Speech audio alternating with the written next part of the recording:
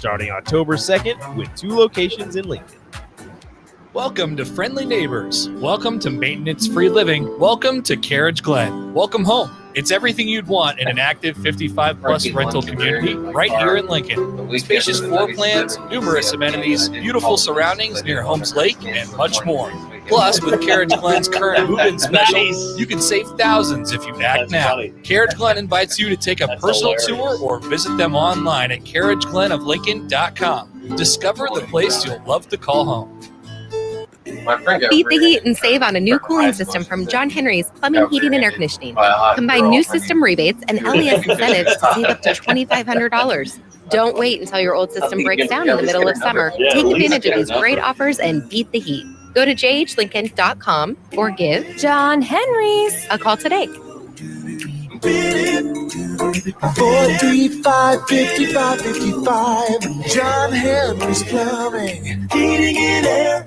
At Eustace Body Shop, the health and safety of team members, customers, and the communities they serve is of utmost importance. All locations remain open and committed to serving customers. For the safety of customers, Eustace Body Shop has an online estimating tool to assess damages without bringing your car to the shop. When you're ready for repairs, they'll pick up your vehicle, complete repairs, and sanitize the interior before delivering it to you. Eustace Body Shop thanks you for your support and looks forward to serving you as we navigate these difficult times. Details at EustaceBodyShop.com. New owners means new lunch specials at the Fox Bar and Grill. They've just introduced tons of options on their new under $10 lunch menu. Small nachos grande, a classic cheeseburger, 4 boneless or traditional wings and fries, or a small single topping pizza for just $5 each. Try the mushroom Swiss burger or the pepper jack stack burger for just $6. And for just $7, try any of the classic steak Philly, club wrap, grilled chicken salad, or grilled southwestern salad. It's the under $10 lunch menu at the Fox Bar and Grill, just south of 14th and Pine Lake. This is Lincoln's home for sports talk on the FM dial. Also online at theticketfm.com. On the internet. KNTK FM Firth, 93.7 The Ticket. This is Tom and Bock, coming at you live from Koppel Chevrolet GMC Studios in the heart of Lincoln, America, on 93.7 The Ticket and theticketfm.com. Here are your hosts, Tom Stevens.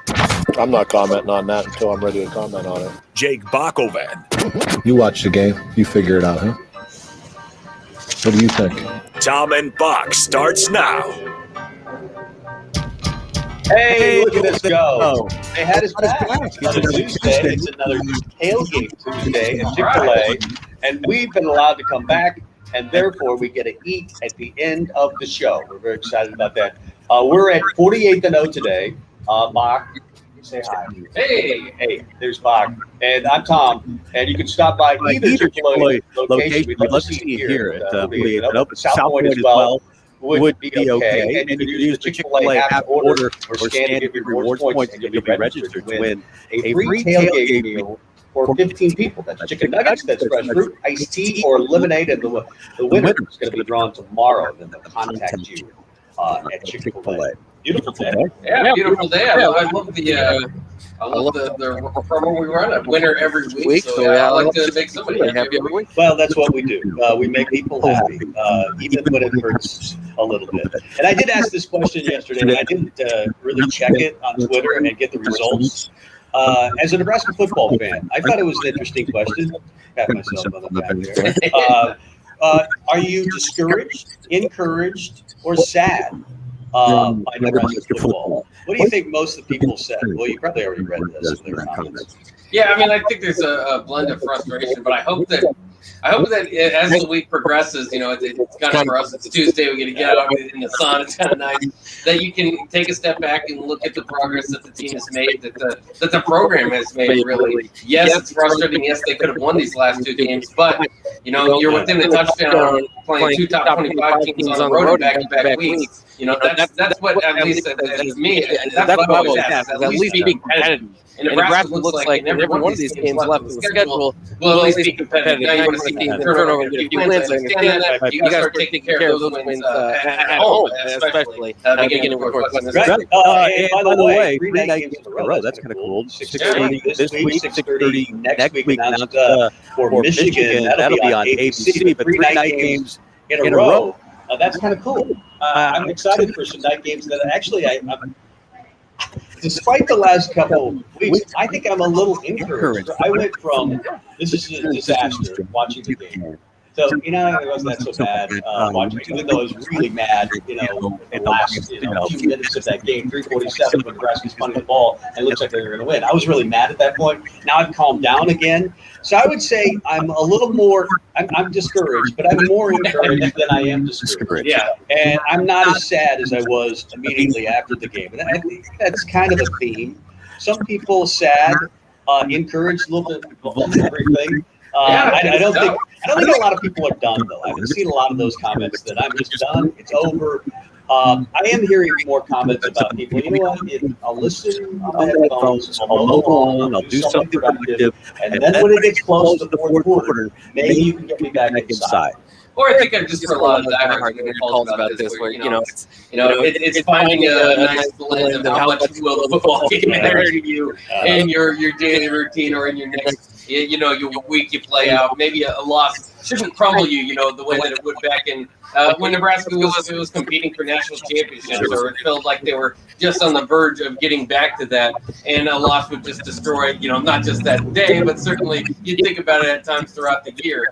I think at this point, it just depends on what your expectations are. I say it all the time. If you thought this team was going to go 6-6, or that was your hope was to go 6-6 and show improvement, I think they're on pace to do that. I really do. I think they have an opportunity to get that done. A little bit behind the goal, right at 2-3, but you're going to win this week. You're right on pace to do that. And for me, the bigger thing is I wanted to be able to believe that this team was getting better. There are lots of things you can point to that the team and the program is getting better. And this is, I'd rather take. I've always said this. I'd rather take a loss or two if I have a belief in the team growing and getting better the next year, as opposed to sliding by and looking bad and ugly and somehow getting together a few wins that you probably shouldn't have, and it doesn't look like the program's going anywhere. The defense is at least taken off. The offensive skill positions, I don't know about running back, but the wide receiver position look a lot better. Adrian's playing some of his best ball. So, there's obviously flaws on this team, huge flaws in special teams, which we'll talk about later, and certainly the offensive line. But, those things, hopefully, they've got to get better. But everything else around it seems to be getting better, at least. 464-5685. Love to hear from you on the Sutter Haven text line and the Honda of Lincoln hotline. This in from Ken, who says, what's encouraging about a horrible offensive line and the worst special teams in the country? Lots have checked out. I think what's encouraging is that you have a horrible special teams and the worst offensive line in the country. Feels like, but they're not. And yet you should have won. You could make the case even with those things. They're undefeated. So I guess it's how you look at those things. You might just say terrible offensive line, bad special teams, I'm out. Or you might say, wow, look how bad those two things are, and yet they should still be winning games. And so you could look at that same thing and change it two different ways. Yeah, and I think you can get to the point too, and we've done this. Again, obviously, the obvious flaws on this team are offensive line and special teams. You look at the guys coaching that position, and you kind of wonder, you kind of do your different grades there.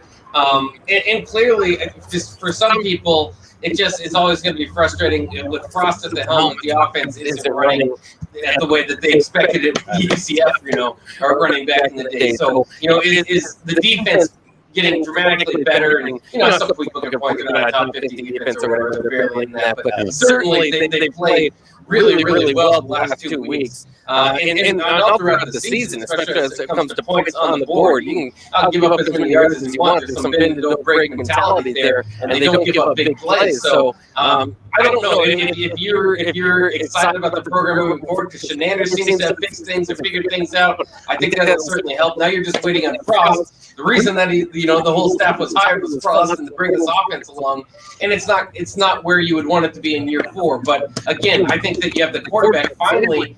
We talked for years and years about how there's no improvement from Adrian Martinez. Well, finally the improvement is hit. He's playing his best ball of his career. He's got weapons on the outside. They've got, whenever they line up 5 wide, and every one of those guys I have faith in. They turned that wide receiver unit around. The tight ends are big and bad and bruisers. They've got some weapons that they can work with. It's just all about getting around that offensive line who will put them behind the sticks, whether it's false starts or the pressures on Adrian. I mean, it's frustrating, but it's certainly entertaining. We are live at Chick-fil-A at 48th and O. Come by and join us for Tailgate Tuesday. Use that app and get rewards points. Maybe you'll be the one that wins the meal for 15. That would be fantastic. We've talked about how bad special teams are, but I've never seen it like this. Nebraska ranks last in college football in EPA. That's expected points added through 4 weeks. They're 8 points worse than Tulsa. I believe they're number one. They're 8 points. Tulsa's 8 points behind them, I should say, and they're 16 points worse than everyone else in college football. What I'm saying is Tulsa's the only team that can somewhat compete with them. Yeah, that's right. Special teams disaster game. That might be fun. Just get 2 kickers and have them kick it out of bounds every 7. The longest punt is 10 yards, something like that. No, I'm making fun because it's the only way I can keep from going crazy with watching this team on special teams. But I do see progress. I think mostly I'm encouraged by the fact that Nebraska has 2 major holes in their team, and yet it feels like they're the better team. A lot of times they're the better team than maybe everyone but Oklahoma so far this year. Would you agree? And that was close. They played better than Oklahoma even in that game. Yeah, you had, I think Adrian Martinez outperformed Spencer Rattler. The defense, I think, for Nebraska probably outperformed the defense for Oklahoma, who was playing probably a lesser offense or an offense with more holes than Oklahoma. So you could argue that they've outplayed them, and that's what makes the special team so frustrating. And I know a lot of people are kind of pointing to this idea. Stop the losses coming from walk-ons and third string guys and freshmen. Put your starters on special teams. I know they have a few of them, but they need to do something drastic to change some of these things. And I know a lot of it's just on the legs or the foot of a few guys. So that's the frustration too. And you're just going to have to ride with those guys, or maybe give another guy on the roster a chance. But I feel like that certainly needs to be something that needs to be addressed. Somebody on the text line says we need to be aggressive on special teams, trying to avoid the mistakes is not working. Yeah. I don't know. I don't know if I do that because. Well, yeah, I know, but it is frustrating when you see a punt returner not try to catch a ball because they're not trying to be aggressive and have a big mistake. I get that. But it costs Nebraska, 50, 60, 100, 150 yards of special teams yards. And those add up. Nebraska doesn't move the ball up and down the field like they did, when Scott Frost was at UCF. We know that. The Big Ten is a detail league. And there's no more detail than special teams. If you do it poorly, it costs you games, especially if you're in a league of 1-score games. And that's what the Big Ten is. It's a special teams league. Maybe it wasn't. You couldn't say that about UCF. In fact, I seriously believe that it was 20th on their list of things to do when they got to Nebraska. Yeah.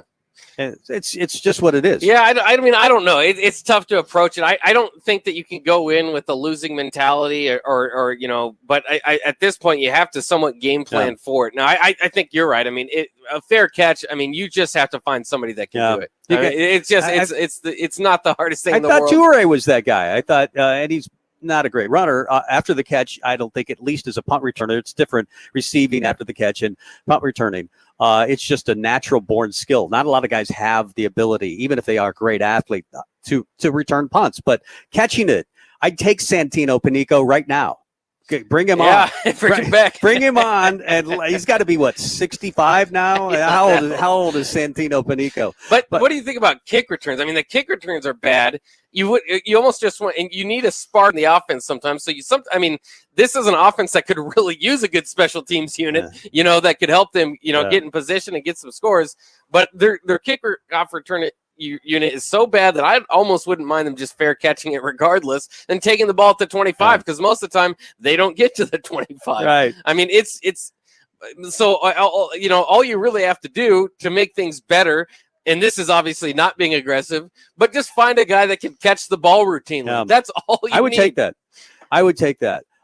Did you watch Monday Night Football last night? I watched a little bit. It wasn't the most competitive game. It wasn't great, but I really am entertained by Eli and Peyton. Eli's sneaky funny on that. And you kind of learn football. They're predicting plays. They had LeBron James on last night, and he predicted a play and, in fact, a touchdown play. for Ezekiel Elliott. It's just kind of fun. Nick Saban was on their show last night, and he had some inside stuff about what he thought about, the offensive world of college football and the game in general. And boy, they could get some guests, can't they? I mean, I suppose if Peyton Manning calls you up, you're going to listen. Yeah, it was great. Chris Long was on the show, and during that appearance, he's retired from football now, but during that appearance, Eli was talking about Philadelphia fans, because it was Philadelphia-Dallas last night, and how tough they can be on players. They boot Santa, obviously. They're tough fans. But he remembers going there, and a 9-year-old kid gave him the double bird and said, "Go Eagles! Go Eagles!" And he did that. He demonstrated what the double bird was on television. Yeah, and which he shouldn't do. They didn't blur it out, and then he had to come back after the commercial break and apologize. Yeah, he thought that they would blur it out, but of course they didn't do that. They're on the web. So I just enjoy watching those two guys, because they're not talking about the game you can get the game, but just by watching the game. I don't necessarily, it made me realize I don't need play-by-play guys as much as this is what I want. I want Eli on every game that I watch, along with Peyton, just commenting on what's going on.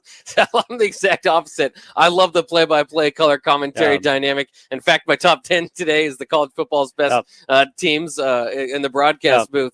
I'm the complete opposite. If I wanted to watch guys screw around, I could do that looking on YouTube. I can look at any podcast. Get off my lawn. And get a little bit my lawn. But it's weird because this is old guy, young guy, right? But it's almost the opposite, where I like it how it used to be. You kind of like the new idea of just having guys that screwing around. That's what I thought that I would think. Like you're saying today, I don't want two guys just screwing around while I'm trying to watch the game.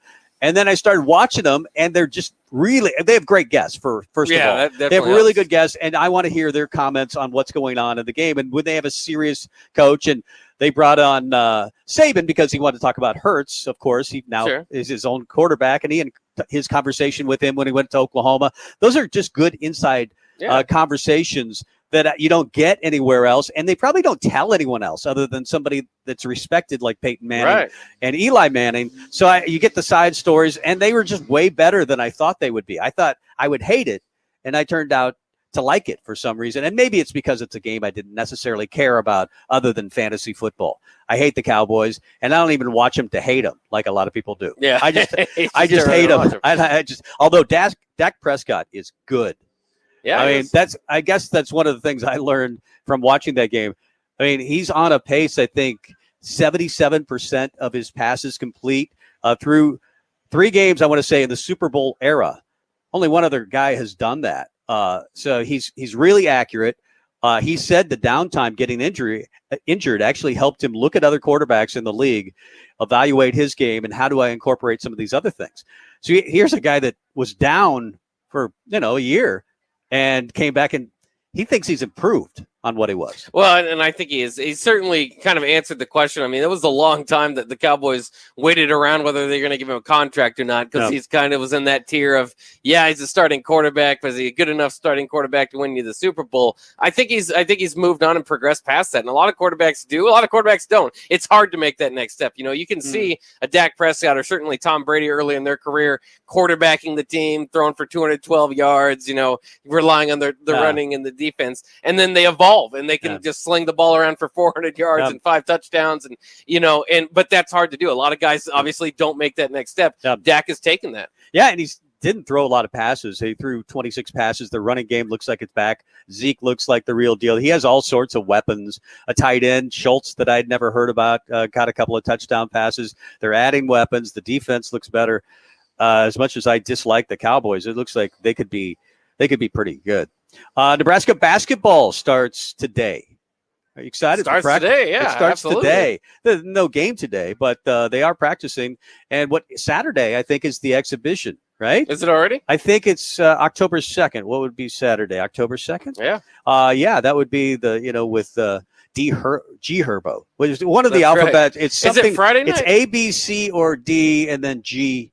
E, F, G. It's G Herbo. Yeah, it's G Herbo. I think the exhibition. I believe that's Friday night, isn't it? Is it Friday? Okay, it's Friday night. You're right. Friday night along with volleyball. Be tough to compete with the Husker game. No, the football game on Saturday. It is Saturday. It's I was thinking they had it Friday, in the afternoon, but it is Saturday night. G Herbo. And it's Friday night, right? Friday night. Yeah. I'm sorry. Saturday is the game. Yes. Are we more confused than we've ever been I in our think lives? so, yes. Anyway, all these night things happening. Friday night is basketball along with volleyball. And then you have Husker football, and you've got 3 home games in a row. It doesn't feel like Nebraska's been on television at night this often. I mean, you could have – they were in purgatory of getting the 11 a.m. kickoff last 2 years, it seems like. I think it's awesome. I love night games when I have an interest in that. I think Nebraska can win it, especially. And then you've got at Minnesota on Saturday. I wonder if that'll be a night game, probably back to the 11 o'clock time slot. That sounds like it's lining up for a Beth Mowens call right there. Yeah. I mean, Happer brought it out loud. He said it out loud that maybe Michigan, could you see that being an ESPN thing? Yeah. I don't know. If Michigan looks impressive this week against Wisconsin, they could bop into the top 10. Then you might think about, putting them on. I mean, they're definitely a night game already, but why not bring the whole crew? Bring the ESPN crew. I haven't looked at that weekend yet. Bring game day. Yeah. Well, there's quite a bit of good games on that week. The next 2 weeks, if you're a college football fan, are just going to be fun. I mean, it's loaded with matchups, which I was a little bit surprised that Nebraska, Michigan got that time slot. But again, it goes to show sometimes we get lost in the weeds here. It goes to show you the power of the branding of Nebraska. They're an entertaining team, first of all. I think everybody can expect now it's not, the Nebraska that we were kind of got accustomed to with the big games get blown out. Nobody's interested. Now you're kind of thinking, hey, they can compete. They can make a game. And the other part is without a doubt, Michigan. If Michigan is on a roll, that's another huge brand in college football with a big fan base. Yeah. If they do beat Wisconsin, you're right. They'll be right there looking at the top 10 in Nebraska. We'll certainly have a chance for that. And that's what I like about this schedule is it's not overwhelming because no team in college football is really overwhelming at this point. But it serves Nebraska a lot of chances. That's a good question. Alabama's ranked number 1. They're not overwhelming. They're not overwhelming. I don't think there is a definitive number 1. No. No, I think this might be a year where you have a one-loss champion. To be fair, and then we get in this again in the season, prisoner of the moment. I think Nick Saban's only had 1, maybe 2 undefeated teams of his 7 championships. So he doesn't often have an overwhelming, start to finish number 1. Well, I still think they're impressive, but they're not running the ball at a high level. And they lost 6 first-round draft picks. Yeah. But they reload every year, and they've reloaded with a lot of high-profile transfers. And I think that's why it's going to be easier for teams like Alabama or anybody to reload. We saw that at Michigan State with 15 transfers. That might be the way that a lot of teams start building down the road, and even Alabama has embraced that to a certain degree. As I mentioned, basketball practice is today. Interesting comment from Fred Hoiberg on Keisei Tamanaga. This guy's already like a legend. I mean, he has all these followers on Instagram from Japan, and he's going to bring a lot of the Japanese media. If this is true, it's gonna drive PBA crazy this year. He says that Keisei Tamanaga is as good of a shooter as I've certainly coached at any level. When he misses, you're absolutely shocked that thing didn't go in. Wow, that's quite a statement. Yeah. I mean, I think the players were saying. Derek Walker said he's a problem. Bryce McGowan says he's shooting 2 feet behind the NBA line, and that he's the best shooter that he's ever seen. And Bryce McGowan is obviously the most draftable player on this team. And I'm not talking about his projection to the NBA draft because I really don't think he is an NBA player. But he's highly skilled. Yeah. I don't think Keisei is. Bryce McGowan certainly is. Yeah. But he's an amazing shooter, and they just haven't had a great college shooter since. Who was the last one? I mean, who was the guy? Ray Gallegos, maybe? His shot looked beautiful, but he only shot like 33%, I think. No, I don't even know. Kerry Cohorn. Kerry Cohorn is definitely a knockdown, but that's early 2000s. Yeah, I mean, but Keisei has something that Kerry Cohorn did not have. That's the ability to dribble at a pretty high level. I think he can get his own shot, unlike some of those other guys from the past. I mean, Gallegos was a spot-up, catch the ball, shoot the type guy. Pike was a great shooter. Obviously, that's the best shooter I think of all time in Nebraska basketball history. Eric Piakowski. I'm trying to think the last great shooter that we had. Nebraska's not shot the ball well. Brian Conklin played around that era. Brian Conklin.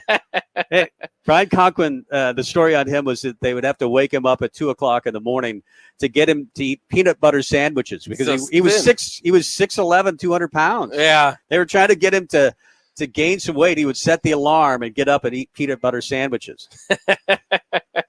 Just to eat in the middle of the night. That's awesome. That is a good question. I will say this about that, because you do think from the NBA, Hoiberg's coached in the NBA, coached in the NCAA, and certainly has seen great shooters.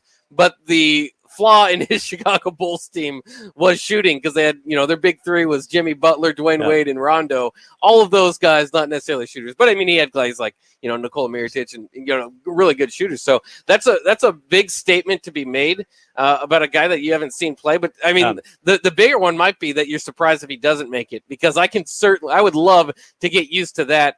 And it's just going to be fun to see how he mixes in with the team, because there's about 10 guys that we're all hyped about. We want to see play. There's only about 8 spots, once they figure that rotation, who's going to be in and out. And some guys, I think, based on, matches and maybe, or, matchups, and then, whether some of the other guys are hitting threes, I think that'll depend on how much he'll play, because if they're just not hitting, they got to go to him. But if some of those other guys are hitting, maybe, he won't see as many minutes that day. But who knows? I mean, if you're talking like that, that sounds like a guy that might start, every game, because that's where I get into. If you're surprised he misses it, that's a pretty big deal for a basketball player. Some guys, though, that size have trouble getting their shot off, and that would be the concern. But I don't have that concern necessarily. And we have to get the proper pronunciation, because the coaches say K-Shay, and it's not. And Robin Washington told us, I believe, K-Say or KC or Kesey. Yeah. So I've heard that as well. We've got to get the proper pronunciation on his name, because not even his own coaches know how to pronounce it. Right. But so we're getting. It's one of those things. Probably, remember Quincy Nunwa? Right. He said, the player in a video where he said his own name that it was. He said K-Say. He did say K-Say. So Robin was wrong. All of the coaches were wrong, and we've been wrong for all of this time. So it's K-Say. There you go. Right. And Robin says he speaks pretty well. I mean, he's at junior college, he had to kind of pick up the language, and he's gotten much better with just being able to have conversations with people without a translator. I think he has had a translator in the past here at Nebraska, but I don't think as of late he has needed one. So Keisei Tamanaga. Thank you, Mark. Paul Villander is a nominee as one of the best shooters. That was one of the best guys taking a charge, I'll say. Yeah. But he was a walk-on. Pretty good. He was a walk-on at Nebraska. Jack McVeigh. That's Wes Wilkinson was a decent shooter. Yeah. Ryan Anderson. I would go with Ryan Anderson is an excellent nominee. The guy that had to play the 4 his whole career at Nebraska, so they couldn't recruit any size. I think after Barry Collier got fired, he was on one of those Docks teams that beat Creighton. But also was, I think, among the smallest teams in college basketball. That was a fun year. That was a fun year. Charles Richardson, remember Charles Richardson? Yeah. That was a small team, and they were good. Yeah, they were not bad. Yeah. I think Cookie Miller was leading the smallness of that team. That was fun, like Ade Daganduro and Ryan Anderson. Yeah, that was a good team. We may be small, but we're mediocre to pretty good. And I also like how we rank like good teams, like at Nebraska, because they didn't make the tournament or anything. Okay. We're usually, that would be a good team. But our only reference point is the tournament team, all right, which is one time, in the last 20 years or whatever. Right. And that tournament team was an 11 seed. Right. So when we say that, like, that was a good team, like a Kansas fan would be like, what? What are you calling a good team? Yeah, it's like Nebraska football of the 90s, and Kansas State celebrating 6 wins. Yeah. And 3 of them are against FCS competition. But I still love those, 2000s. Once you got the late 90s was actually had some good teams. But once you got into the 2000s, it was just fun because you could tell that your team was going to compete once in a while with a Kansas or a Texas A&M or one of the highly ranked teams, and they'd get a surprise victory almost every year. So they could compete on a night, but they were rarely going above 500 in league play. 3-point line wasn't around, but Hoppen is the best 3-point shooter in Husker history. He never took any 3-pointers, I don't think, his entire time. So we wasted all that talent. Strickland was pretty solid. When he got hot, he got really, really hot. Yeah. Sometimes when I don't think he ever developed his 3-point shooting in college like he did in the NBA. He lasted in the NBA because of his or got a chance because of his defense, and then he lasted because he was able to score a little bit too as he went along. He just got to be a much better player. How about freshman Joe Mcrae? When he got hot, he could knock 4 or 5 in a row. Oh, and he played only 1 year. Yeah, I think he played another half year. Yeah, but he got kicked off the team pretty quickly. I think he kind of ate himself out of the. I mean, he ate a lot. Clifford Scales has been nominated. J.R. Strobridge. Nice. Nominated. Played most of his career at Oregon. I think it makes our point that Nebraska has. I think it makes the point. Has not had a knockdown shooter, and nobody's even said Kerry Cohorn that we nominated earlier. Let's get to break and talk a little Husker football, maybe some recruiting. Brian Munson of HuskerOnline.com. We'll talk to him next.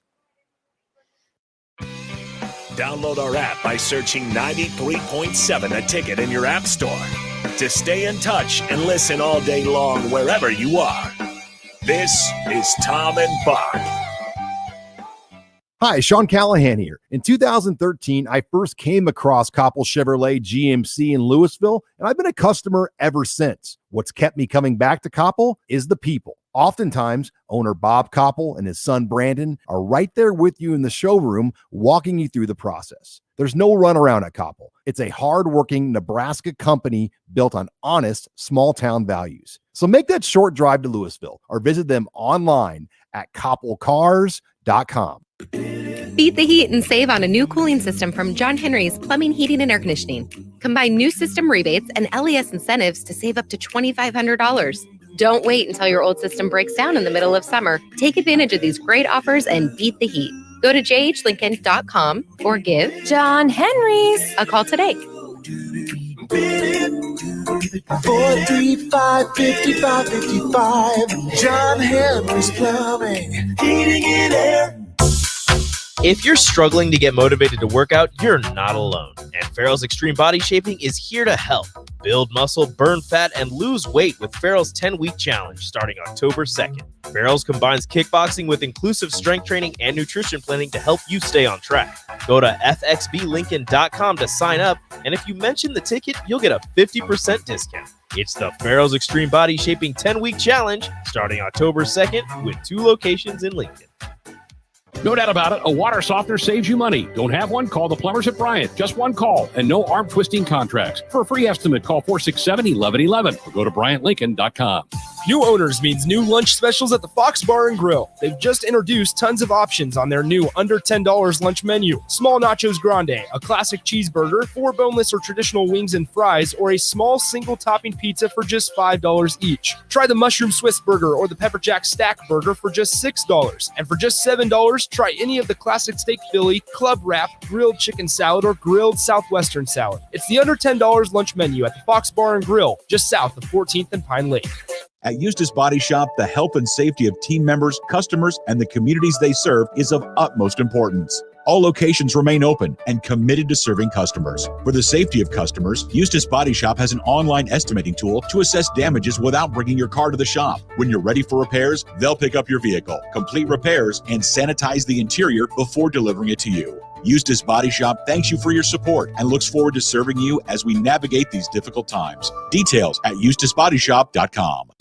Your home should not be a zoo to unwelcomed animals. Let the experts at Bats to Rats take care of those problems. Dane has been a leader in wildlife and pest management and prevention in Lincoln and the surrounding area for 15 years. He can help you get rid of bats, rodents, and anything else. Whether it's residential or commercial buildings, schools, apartments, or churches, they're always a phone call away. Call today at 402-310-0904 or visit batstoRats.com. Bats to Rats Wildlife Control and Prevention. Want a free pair of Nebraska football tickets? Head to theticketfm.com's contest tab and register for a free pair of tickets each week of a home game, courtesy of Ben Bleicher with Professional Realty Group of Woods Brothers and 93.7 The Ticket. The party is back on in Lincoln this fall, and there's no party like the A1 Automotive Ticket Tailgate pregame show at Tipsy Tina's in the Haymarket. Join the whole Ticket crew for 2.5 hours of pregame coverage before every home and #1 away game this football season as they get you ready for the game. It's the A1 Automotive Ticket Tailgate pregame show at Tipsy Tina's in the Haymarket. Sponsored by Farrell's Extreme Body Shaping, Tractor Supply Distribution Center, T.O. Haas Tire and Auto, Planet Fitness, Barnwood and Leather, and Vitalize Health. Back to Tom and Bock on 93.7 The Ticket and theticketfm.com. Tom and Bock live at Chick-fil-A 48th and O, where it is Tailgate Tuesday. That means you can stop by with your Chick-fil-A Chick app. That's what they should call it, the Chick app. It's the Chick-fil-A That's what you wanted app. to name the cow last That's week. right. I think I want to name everything that. You can scan it, though, when you get the app. To get rewards points, you'll be registered for a free tailgate meal for 15 people. Nuggets, fresh fruit, iced tea, or lemonade, and then they draw the winner, and then they call you and let you know that you have won. Let's welcome in Brian Munson of HuskerOnline.com. Hi, Brian. How are you? Hey, what's going on, guys? I just talked to Rico. If you guys go back and see him empty-handed from Chick-fil-A, I think he's going to be upset with y'all. Oh, that's right. I think we did that last week. Thanks for reminding us. Now we're going to have to get him something. He deserves it. Great job of producing this show. Offensive line changes. You're hearing the rumblings from what you've seen from Nebraska, Michigan State. Do you think that's something they should do? They got to mix it up. I mean, offensive tackles have not played consistently this season. Offensive line play as a whole has not been consistent enough. I think the tackles are just another big subset of that. I think like half the pressures leading up to Michigan State were coming via the tackle play, and I think that there's some guys that are still standing on the sideline that potentially could have a say in how things should be moving forward. I think Prohaska is an interesting guy to bring up. I think if you're going to bring him up, bring up Lutovsky at the same time. And just start talking about what that left side or right side or whatever side it is that they're going to be anchoring should look like, kind of going forward. But, I'm also interested to hear, like, what's going to happen. I think it was said that Scott Frost is going to spend some more time with the offensive line group this week. What is his assessment? What are some of the things, of course, that he kind of gets out of where that offensive line is at and where the breakdowns are kind of taking place? Because there's a lot of things where it's feet, it's eyes, it's hands, it's not getting into the kick quick enough. It's about cutting your guy loose too soon when you're on him for a block. There's kind of a laundry little list of things that are kind of happening there, and I wondered, I'm not a big fan of how small their splits are. But again, this could come down to what it is that they're trying to accomplish up front. But I think that you would want some more distance between potentially that edge rusher and give your tackle a little bit more time to kind of get some things and maybe increase that distance between them and flatten out that angle a little bit, So I'm thinking a lot about different things that could happen up front, but I think personnel changes are certainly got to be in the equation right now, particularly against Northwestern, because I could see this being a situation. Nebraska takes in a lead to halftime and then decides they're going to roll some different personnel packages in there to see what kind of results they're going to get out of those guys. Yeah, I mean, and the flaws on this team are well known, pretty obvious. The offensive line, the special teams. Yet, Nebraska's been able to stay within a possession of these teams, or finish, I guess, within a possession. They were in the lead against Michigan State there at the end, but with two top 25 teams on the road, so it's kind of weird. We've been asking this question: are you kind of encouraged, discouraged? We've seen articles about Scott Frost having pressure on him now, but to me, it looks like the program is making strides even with the 2-3 records. They are. I mean, that's very, very clear, but it's the defense couldn't be playing at a higher level. Let's just get that out of the way, because that you got to give credit where credit's due, because this team came out flat against Illinois, and I think that we all agreed looking back at Illinois after the next two games that came, you're going to go back. That Illinois game is going to come back to bite you, somehow, some way throughout the entire season. Well, then you had Norman. And then you had Lansing. And both those games figure into that same type of conversation with Illinois. But to your point, there's been improvement. the improvements have been there, obviously, in the play of Adrian Martinez, obviously in how the defense is really kind of is going to be able to keep you, it seems, week to week in any game based on the opponent that you're playing against, because they were able to shut down Michigan State's run game. Their stats in the fourth quarter last weekend were insane. It's why I kind of said over Twitter, these guys deserve to win. But the bottom line is that not all the other pieces are connected to the level in which that defense is playing, and that's what's bringing them down. They don't have consistent play up front when it comes to the offensive line.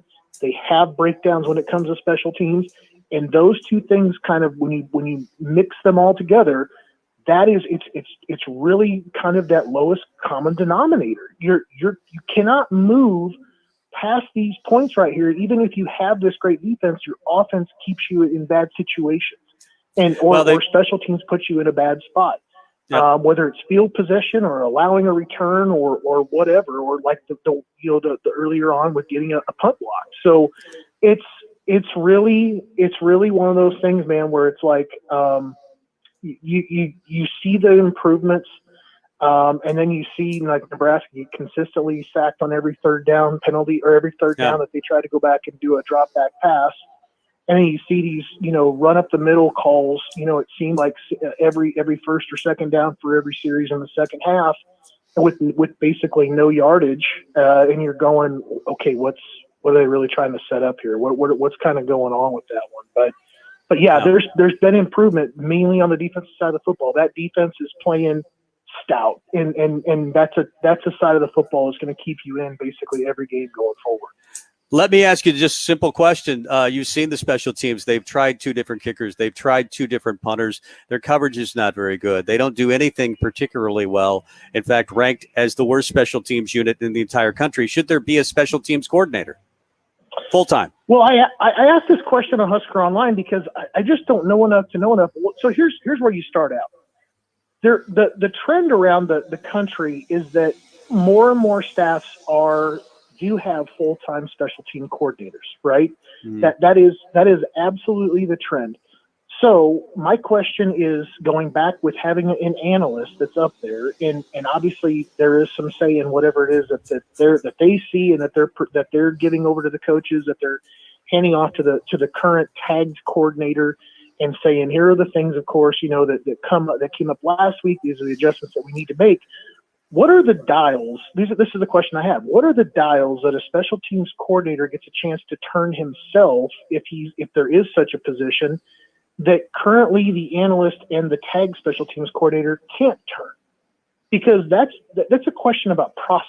And if it gets down to like, well, that guy can't make a determination on personnel, and that guy can't really do this and can't do that, then I think that we're still up against the real root problem, and that is that they're not getting enough say, or that their input is not being valued enough, or what it is that they're providing isn't providing enough value or isn't getting the right results. So I think that there's some questions that I would still need to have answered, but I obviously think Nebraska needs to be considering looking that way, and then giving that person basically that responsibility with basically laissez-faire, and just say it's hands off. You go get the results that you need to get.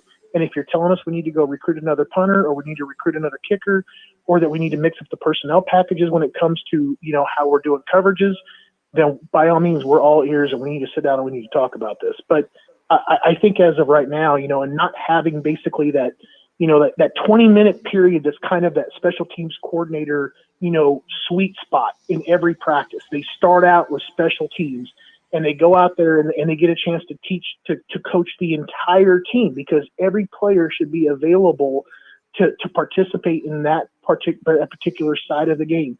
That's where the real value is of a special teams coordinator, is that they get to coordinate all of that. But if that's where the problem is kind of starting, that they don't have availability of all the players, and that what they're saying is not being kind of trickled down to the different areas, and they don't have the right controls, then of course, then you determine that you have a process issue, and that is where a special teams full-time guy can go ahead and make things better for you, provided that you make the other changes that you need to when it comes to your periods and the time you need to dedicate and set aside for special teams practice.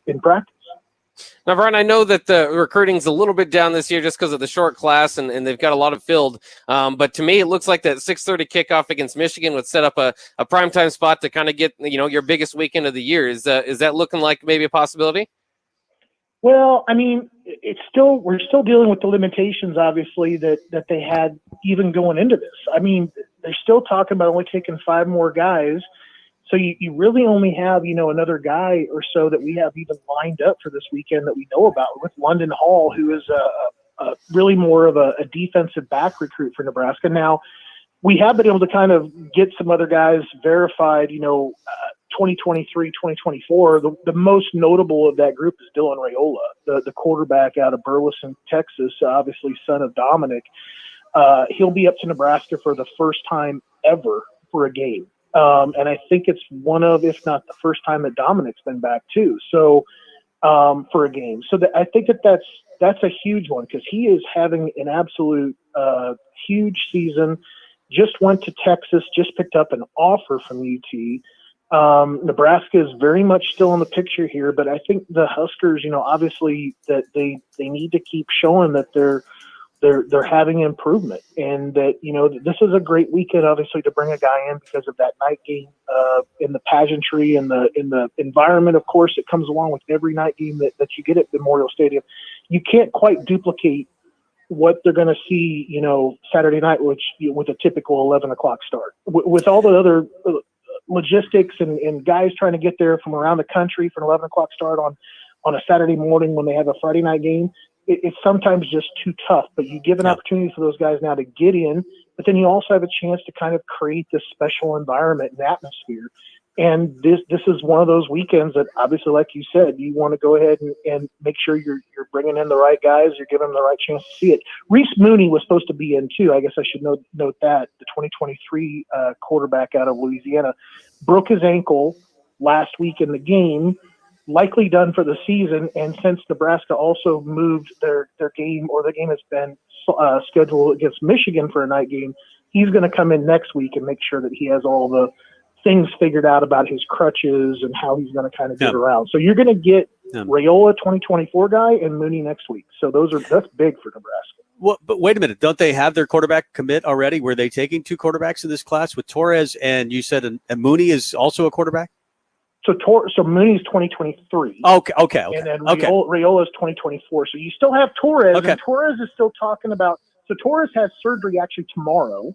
Okay. And he'll get his ACL repaired then, and then he's going to make it back, I think, for Purdue and Iowa. So I think and then he's obviously enrolling at semester too in January. So, all right. So we're going to have a lot of quarterback news over the coming months about who's going to be in town. All right. We love our quarterbacks, except for the times that we don't. Yeah, that's right. Good stuff there. We love our backups. Brian Munson of HuskerOnline.com. Good stuff. Let's get to break. Come back with the blog jog next. You're listening to Tom and Bock. Watch live on Facebook, YouTube, or Twitch. If you're struggling to get motivated to work out, you're not alone. And Farrell's Extreme Body Shaping is here to help. Build muscle, burn fat, and lose weight with Farrell's 10-week challenge starting October 2nd. Farrell's combines kickboxing with inclusive strength training and nutrition planning to help you stay on track. Go to fxblincoln.com to sign up, and if you mention the ticket, you'll get a 50% discount. It's the Farrell's Extreme Body Shaping 10-week challenge starting October 2nd with 2 locations in Lincoln. No doubt about it, a water softener saves you money. Don't have one? Call the plumbers at Bryant. Just one call and no arm-twisting contracts. For a free estimate, call 467-1111 or go to BryantLincoln.com. Hi, Sean Callahan here. In 2013, I first came across Koppel Chevrolet GMC in Louisville, and I've been a customer ever since. What's kept me coming back to Koppel is the people. Oftentimes, owner Bob Koppel and his son Brandon are right there with you in the showroom, walking you through the process. There's no runaround at Koppel. It's a hardworking Nebraska company built on honest, small-town values. So make that short drive to Louisville or visit them online at koppelcars.com. We take our college football Saturdays so seriously at 93.7 The Ticket that one post-game show simply isn't enough. Join Husker Hall of Famer Jay Foreman and DP for The Ticket postgame. 90 minutes following each Nebraska game at Tanner's Bar and Grill at 30th and Yankee Hill. They'll break down the game from their vantage point and bring in special guests as well, with giveaways to listeners who drop by. It's the Ticket Postgame with Jay Foreman and DP at Tanner's Bar and Grill, sponsored by Action Plumbing, Heating, and Air Conditioning, and Vinny Kreekak of State Farm Insurance. Your home should not be a zoo to unwelcomed animals. Let the experts at Bats to Rats take care of those problems. Dane has been a leader in wildlife and pest management and prevention in Lincoln and the surrounding area for 15 years. He can help you get rid of bats, rodents, and anything else. Whether it's residential or commercial buildings, schools, apartments, or churches, they're always a phone call away. Call today at 402-310-0904 or visit batstorats.com. Bats to Rats Wildlife Control and Prevention. What are you doing, Sip? I thought the chickens could use some more light in their lives. So you're building what exactly? It's a motion-censored switchboard. Duh. Are you sure you know what you're doing? Of course. Ow! God! Ow! Seems like a job for a professional. Just one more wire. Yep, there you go, right there. Don't be like Sip. Call Joe at Ambition Electric for any of your electric needs at 402-217-3415. Beat the heat and save on a new cooling system from John Henry's Plumbing, Heating, and Air Conditioning. Combine new system rebates and LES incentives to save up to $2,500. Don't wait until your old system breaks down in the middle of summer. Take advantage of these great offers and beat the heat. Go to jhlincoln.com or give John Henry's a call today. 435-5555. John Henry's Plumbing, Heating, and Air. 93.7 The Ticket. Fox KFXL weather. Sponsored by John Henry's Plumbing, Heating, and Air Conditioning.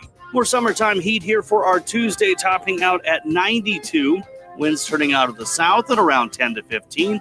Will be partly cloudy tonight with a low down to around 66. We will see a drop in temps tomorrow with a high of 84 and a slight chance of scattered showers and thunderstorms.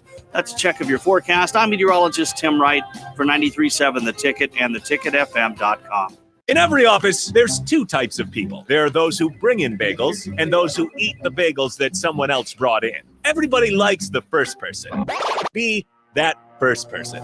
Weekday mornings at 7:30, you have a chance to win a business box of bagels from Bagels and Joe. All you have to do is shut up, Sipple. 2 questions for you, 2 for Sip. Win, and the bagels are yours. Lose, well, you don't want to lose. You lost Monday. You lost Wednesday. You're a loser. Shut up, Sipple. Weekday mornings at 7:30, brought to you by Bagels and Joe. Grab yourself a hot dog, pour a glass of eggnog, and settle in. This is the Blog Job on 93.7 The Ticket and theticketfm.com.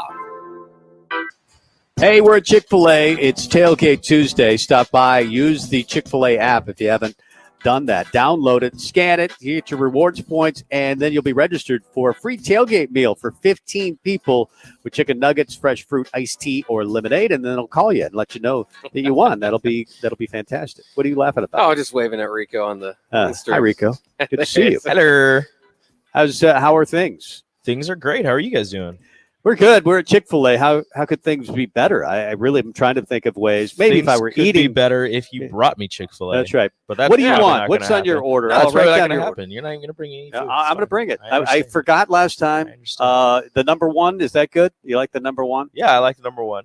But I want some nuggets. Give me some chicken, okay. some The Chick-fil-A number nuggets. one with That's nuggets. not the number one.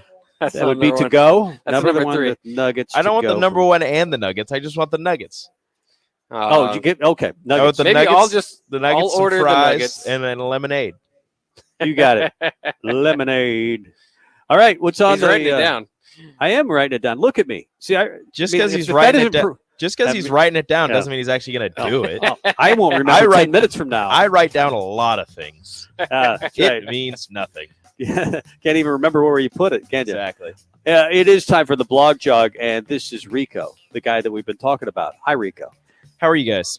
Good. All righty. You ready for this? I'm ready for I'm this. starting off with an animal story. All right. Just for you guys. This one comes from CBSNews.com. Otters are mysteriously attacking people and dogs in Alaska's largest city.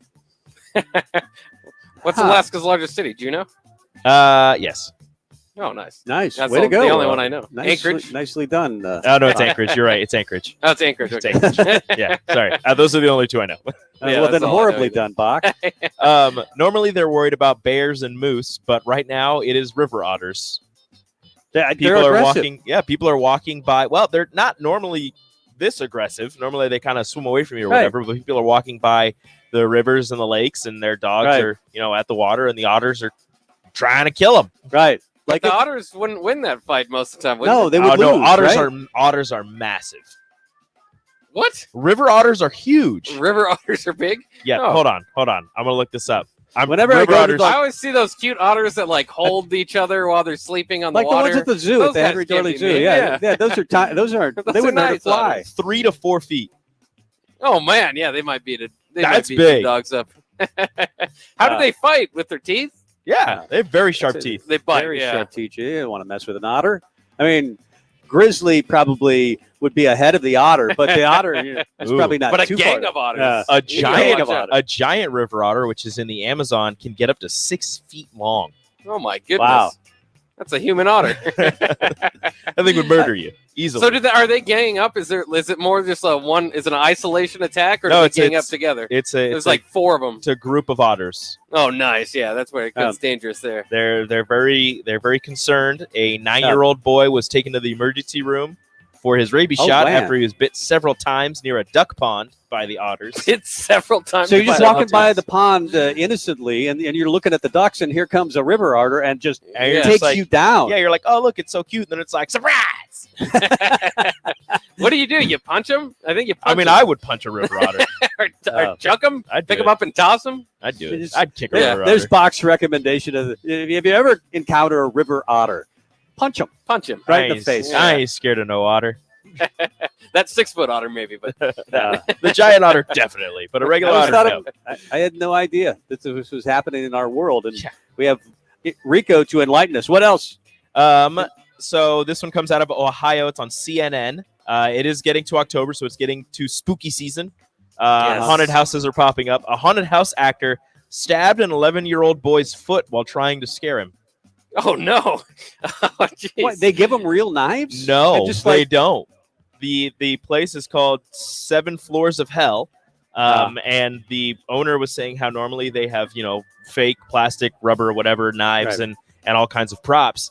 But apparently this guy decided, I'm going to bring a real knife. Yes, Oh, right. even scarier. And the little boy was like, Well, it would I'm not be. scared of you. I know that knife is fake. So then he started like stabbing the ground, and then he stabbed the boy's Wow. foot and cut his toe. wow. Ooh. Well, he's going to jail for that. So Yes. yeah, that Not the guy boy, was the other immediately guy. fired. Well, yeah, obviously What, fired. I mean, don't you take him to jail? I mean, That sounds- probably. That sounds like one of those places where if you make it to the 11th floor, you get some big prize. So they got to scare you enough. Maybe it's on the 10th floor. They say, we don't want to pay this guy. Cut his toes off. Get his toes. That's a deep conspiracy you got going there, Bock. Well, I have been frightened and hit before in a haunted house. I love haunted houses, so You do. I'm not going to name it because it's my favorite haunted house. So I don't want to get them in Didn't trouble. you rank Halloween as like number one on Oh your yeah, list? Halloween's by far my favorite Have holiday. you, Bock, That's if crazy. you love haunted houses so much, I think it's in California. It could be somewhere in the Midwest. There's a haunted house. You have to sign a waiver. Yeah, I don't know about those ones. Yeah. I haven't done that one yet. Hey, And here's the they waiver. they can not actually torture you, but they can kind of torture you. Like, Yeah. Yeah. And if you make it all the way to the Yeah. end, you don't have to pay for it. But it's But super they can't expensive. stab. They Yeah. can't legally stab No, you. they in the can't foot with a stab knife. you, but they can No. pour blood on your head. Ooh, that would be Yeah. actually pretty fun. Real Sounds real like- blood? I don't know. I don't know. I'm not going to say yes or no. I don't know. Yeah. Fascinating stuff as always, and we got an animal story. Yeah, That's right. See, we got our wish is Rico's command or something like that. Something. Let's get the break and come back with box tops today. What's the category? Top 10 broadcast booth partners today are in college football. So Imagine let that me go it's through. about college football. It's We again never about knew. college football. We never knew that Bock liked college football, but we'll talk about it coming up next. Download our app by searching 93.7 The Ticket in your app store to stay in touch and listen all day long wherever you are. This is Tom and Bock. Beat the heat and save on a new cooling system from John Henry's Plumbing, Heating, and Air Conditioning. Combine new system rebates and LES incentives to save up to $2,500. Don't wait until your old system breaks down in the middle of summer. Take advantage of these great offers and beat the heat. Go to jhlincoln.com or give John Henry's a call today. 435-5555. John Henry's Plumbing, Heating and Air. In every office, there's two types of people. There are those who bring in bagels and those who eat the bagels that someone else brought in. Everybody likes the first person. Be that first person. Weekday mornings at 7:30, you have a chance to win a business box of bagels from Bagels & Joe. All you have to do is shut up, Sipple. 2 questions for you, 2 for Sip. Win, and the bagels are yours. Lose, well, you don't want to lose. You lost Monday, you lost Wednesday, you're a loser. Shut up, Sipple. Weekday mornings at 7:30, brought to you by Bagels & Joe. The dangers of secondhand smoke are well known. But what about secondhand aerosol, which is created when using e-cigarettes? Science already shows a secondhand aerosol can contain nicotine, heavy metals, and cancer-causing agents. Eliminating exposure to secondhand aerosol is an important step to keeping everyone safe. Breathe easier knowing the facts. For help quitting, call the Nebraska Tobacco Quit Line, 1-800-QUIT-NOW, 1-800-784-8669. Paid for by Tobacco Free Nebraska. Aired with the Nebraska Broadcasters Association and this station. Experiencing increased body fat, low sex drive, lack of energy, or general fatigue? Vitalize Health offers testosterone replacement therapy and peptide therapy to boost hormone levels and build muscle mass. Call Vitalize Health today at 402-413-0717 or go online to vitalizehealthne.com.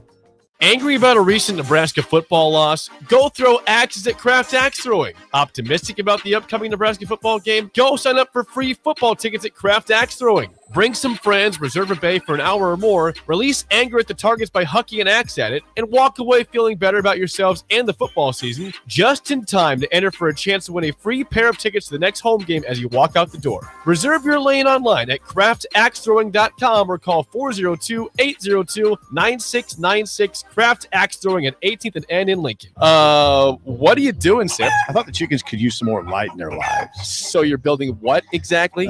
It's a motion-censored switchboard. Duh. Are you sure you know what you're doing? Of course. Ow! God! Ow! Seems like a job for a professional. Just one more wire. Yep, there you go, right there. Don't be like Sip. Call Joe at Ambition Electric for any of your electric needs at 402-217-3415. If you're struggling to get motivated to work out, you're not alone. And Farrell's Extreme Body Shaping is here to help. Build muscle, burn fat, and lose weight with Farrell's 10-week challenge starting October 2nd. Farrell's combines kickboxing with inclusive strength training and nutrition planning to help you stay on track. Go to fxblincoln.com to sign up, and if you mention the ticket, you'll get a 50% discount. It's the Farrell's Extreme Body Shaping 10-week challenge starting October 2nd with 2 locations in Lincoln. Your home should not be a zoo to unwelcomed animals. Let the experts at Bats to Rats take care of those problems. Dane has been a leader in wildlife and pest management and prevention in Lincoln and the surrounding area for 15 years. He can help you get rid of bats, rodents, and anything else. Whether it's residential or commercial buildings, schools, apartments, or churches, they're always a phone call away. Call today at 402-310-0904 or visit batstoRats.com. Bats to Rats Wildlife Control and Prevention. This is Lincoln's home for sports talk on the FM dial. Also online at theticketfm.com. On the internet. KNTK FM Firth, 93.7 The Ticket.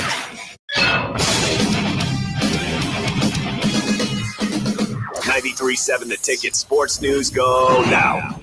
I'm Enrique Alvarez-Clary. There's just got to be expectations, and when expectations aren't met, I wouldn't say consequences, but there's going to be competition and opportunity for other people. And that doesn't mean we crumple anybody up and throw them away. This is a team thing. Had a long talk with the team this morning, and I feel really bad for the guys that are doing so many things right and playing at such a high level. And a couple little pieces and a couple decisions are costing us, and it probably cost us 2 or 3 games this year. That was head coach Scott Frost following the Huskers' 23-20 loss to Michigan State on Saturday. Coming off 2 tough losses to Oklahoma and Michigan State on the road, Nebraska comes back home for a homecoming night game with Northwestern this Saturday. The game between the 2-2 Wildcats and the 2-3 Huskers kicks off at 6:30 p.m. and can be seen on BTN.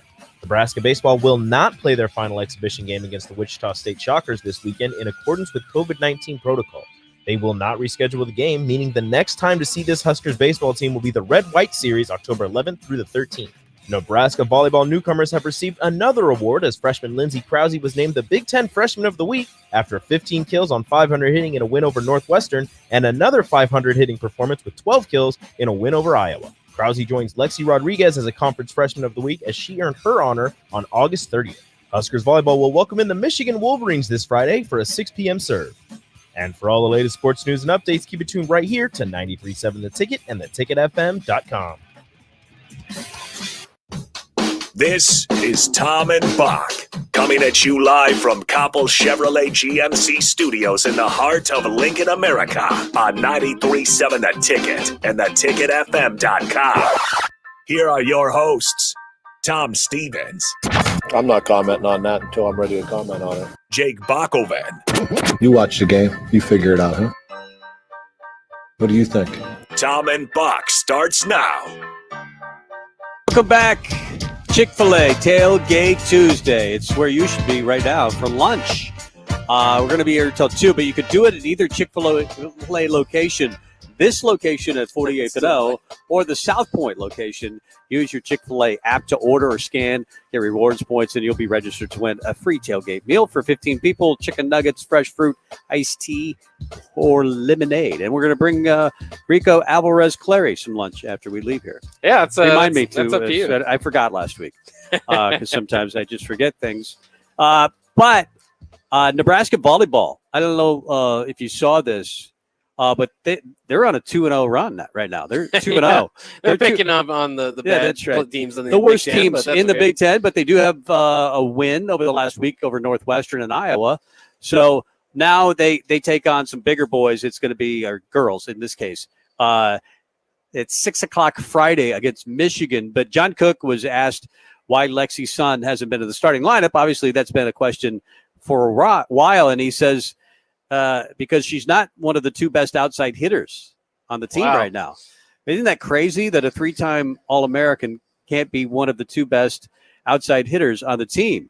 But we do know this was a really highly ranked recruiting class. And Lindsey Krause, as I think Rico just read, the freshman player of the week. She had a big game.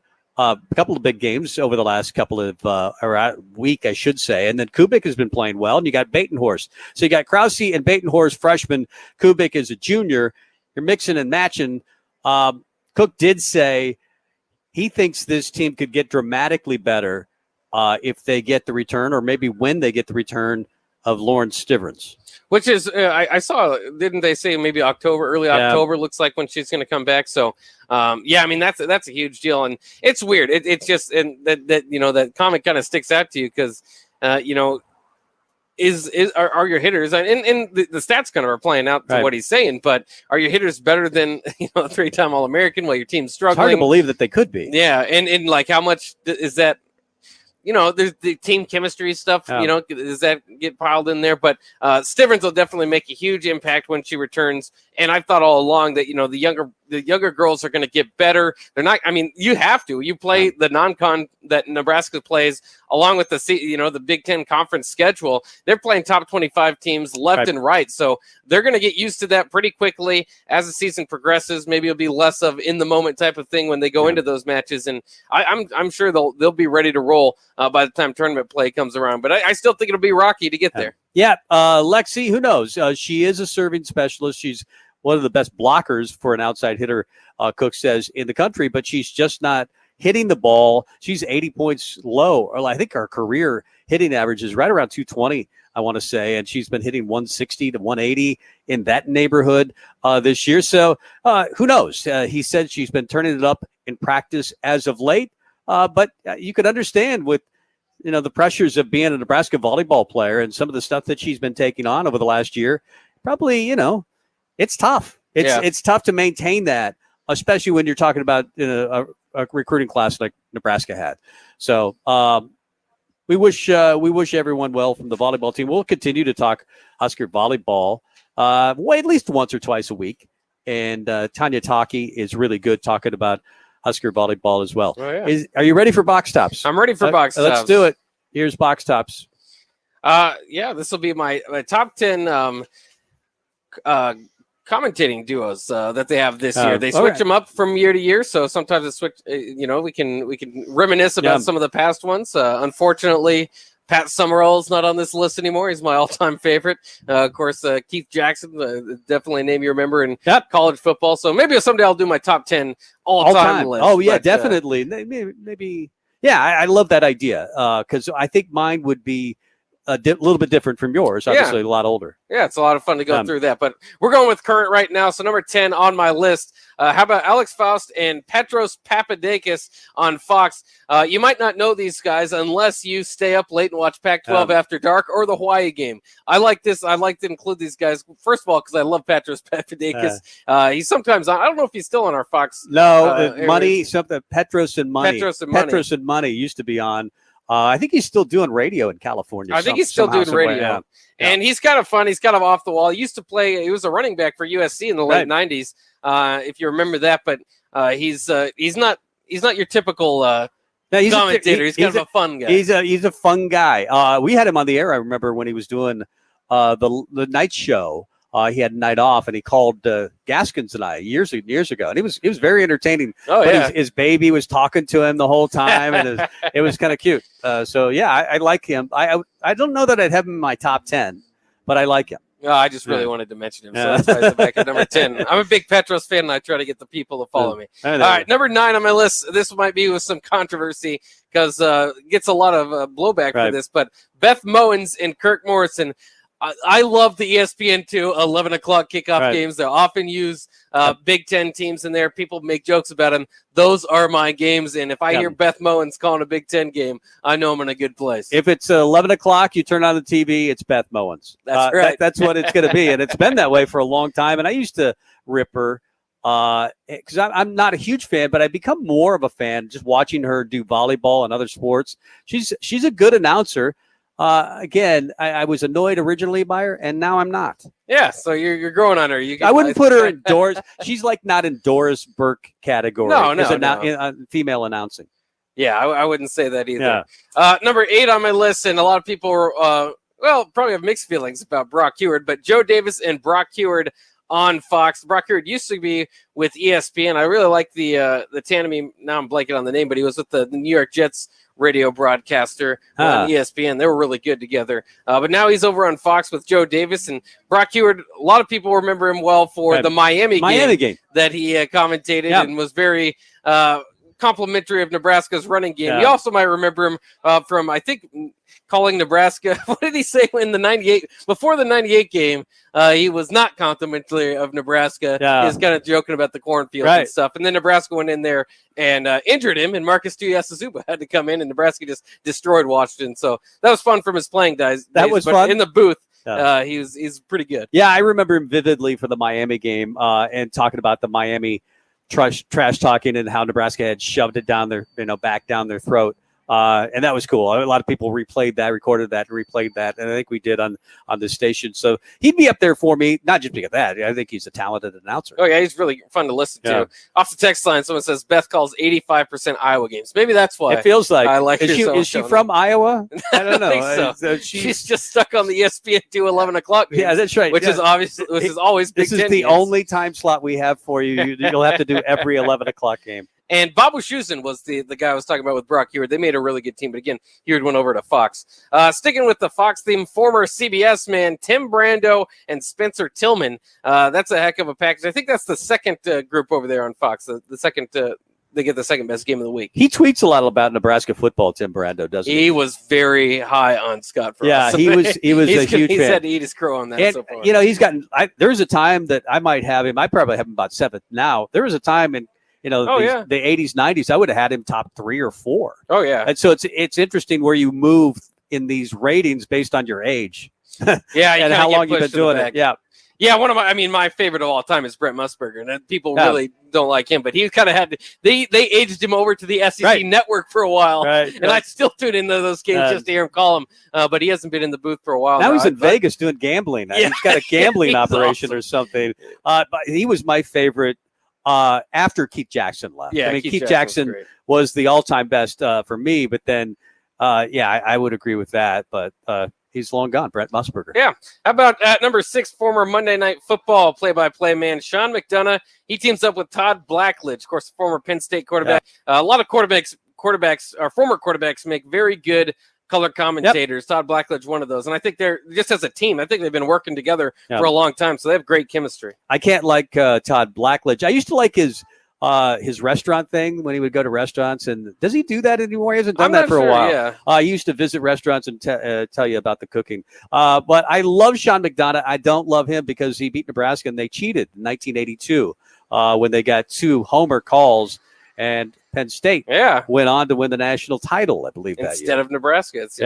Cheaters is what they are. Yeah, number 5 on the list, another former quarterback in the booth, but more importantly, Joe Tessitore and Greg McElroy. McElroy, the former Alabama quarterback. Joe Tessitore seems to just have a way of getting into absolute great games. Of course, it was really that case a few years ago. It just seemed like every other week he was getting great calls, and he really makes college football quite a bit of fun. I know he does some golf, some other stuff like that, but I definitely associate him with college football. He's really good. I don't love McElroy, but I do love Joe Tessitore. So that's one of those pairings where I think one is way better than the other one. Yeah, and that happens. Sometimes you get new guys in there. Speaking of new guys, have you listened to Drew Brees yet on NBC with Notre Dame? He's with Mike Tirico.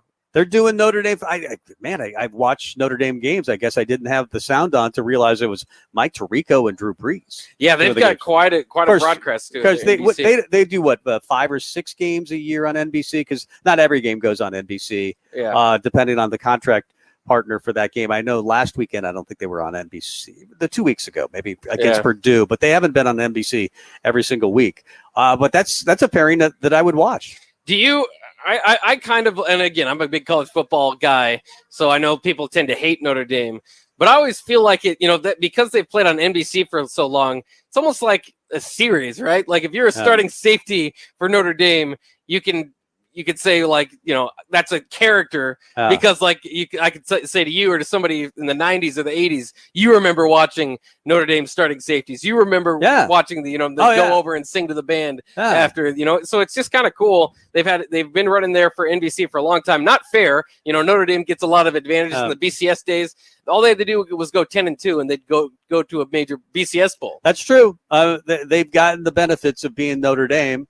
I don't see a lot of disadvantages to being Notre Dame other than they're not winning national titles, but they've got a great coach. We would kill to be where Notre Dame is. Probably not kill because it is illegal, I think, still. But right.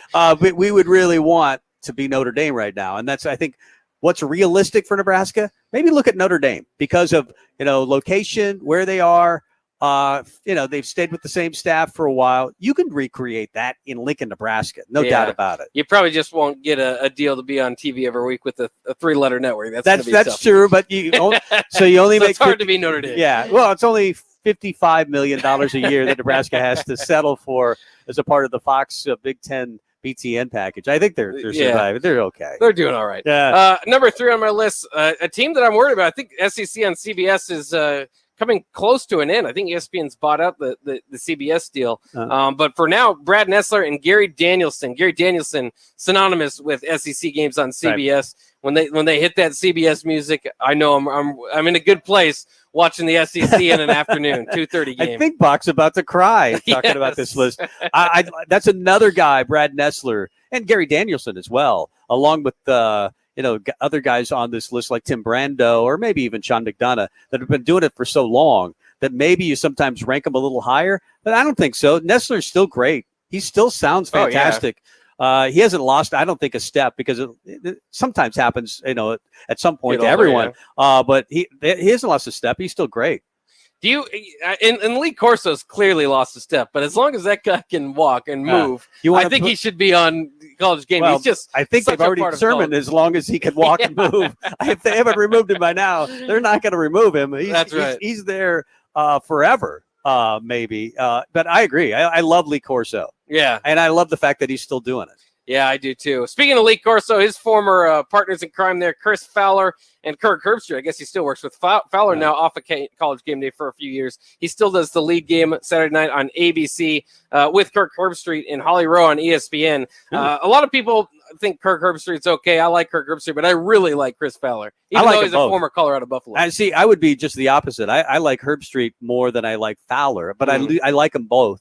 I remember Chris Fowler for so long was with ESPN and still is in some capacity. I think he still does, work for that station. I mean, yeah, they do game day, obviously. But he's just been the fabric of college football. You could say that about Kirk Herbstreit. He's just been there forever. I think sometimes you just say they're the best, even if you don't love them, because they are college football. Yeah. I mean, that's a lot of these lists just kind of get that personal attachment growing up watching college football, and it's the same way here. I like how the text line, first of all, someone mentioned, Eric did, Joe Test announcing Bud Crawford fights are awesome to watch. Yeah, Joe Test does a great, I mean, he obviously has that kind of big moment feel. So for boxing, he's really good. And Shane asks, is this only a college football list? Yes, it is. We're just doing college football. Yep. Number one on the list, Nebraska already was able to get one game called from him this year. Might probably be the only one this year, but Gus Johnson, Joel Klatt, and the All-American girl, Jenny Taft,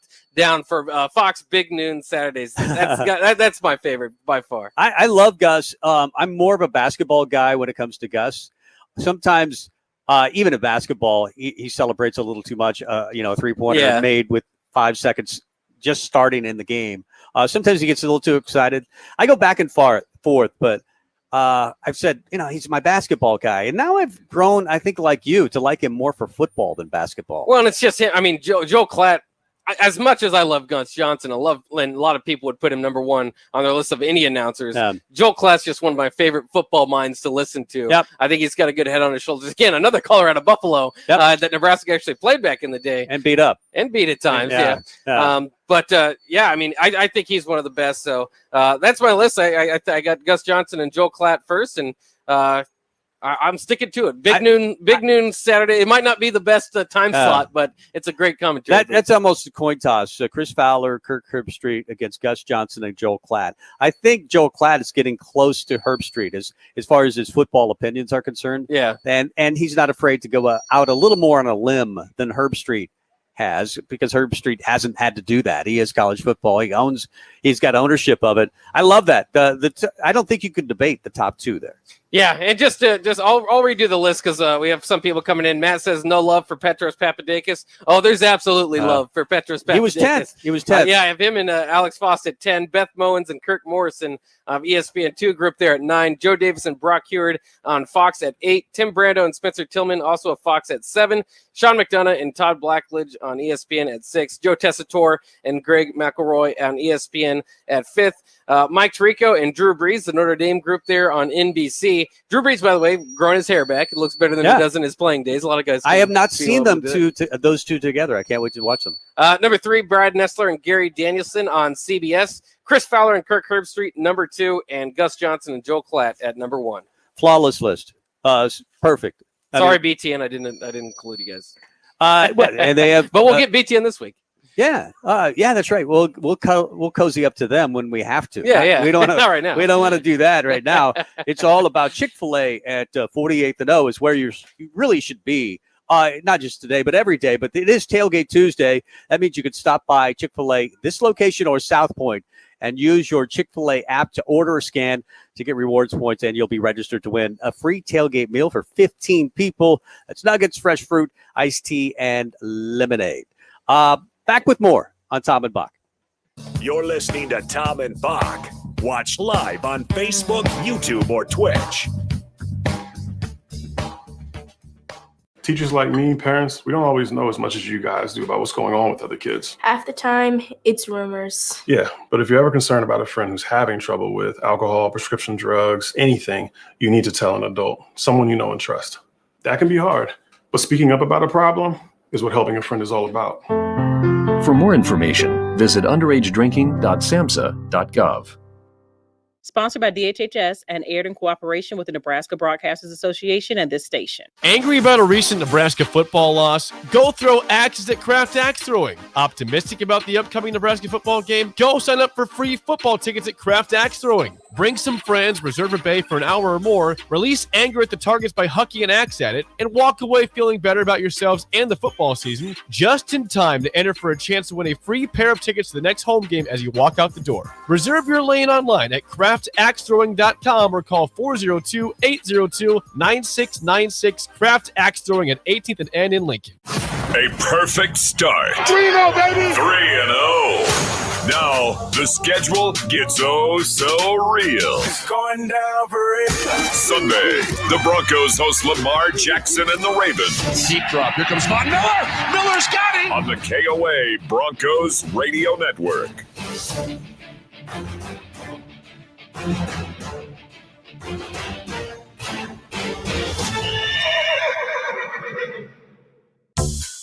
If you're struggling to get motivated to work out, you're not alone. And Farrell's Extreme Body Shaping is here to help. Build muscle, burn fat, and lose weight with Farrell's 10-week challenge starting October 2nd. Farrell's combines kickboxing with inclusive strength training and nutrition planning to help you stay on track.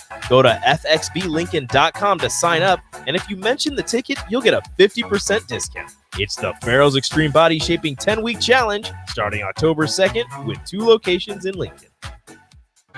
Action Plumbing, Heating, Air, and Electric has been serving Lincoln and Southeast Nebraska for over 50 years. They've been a trusted name to deliver honest, quality services you can count on. It's always important to know someone you can trust, whether it's for your home or your business. Action is well established and offers convenience and reliability, always committed to a job done right. Give them a call or visit their website at actionlincoln.com. Action, your proud sponsor of the Ticket Postgame Show.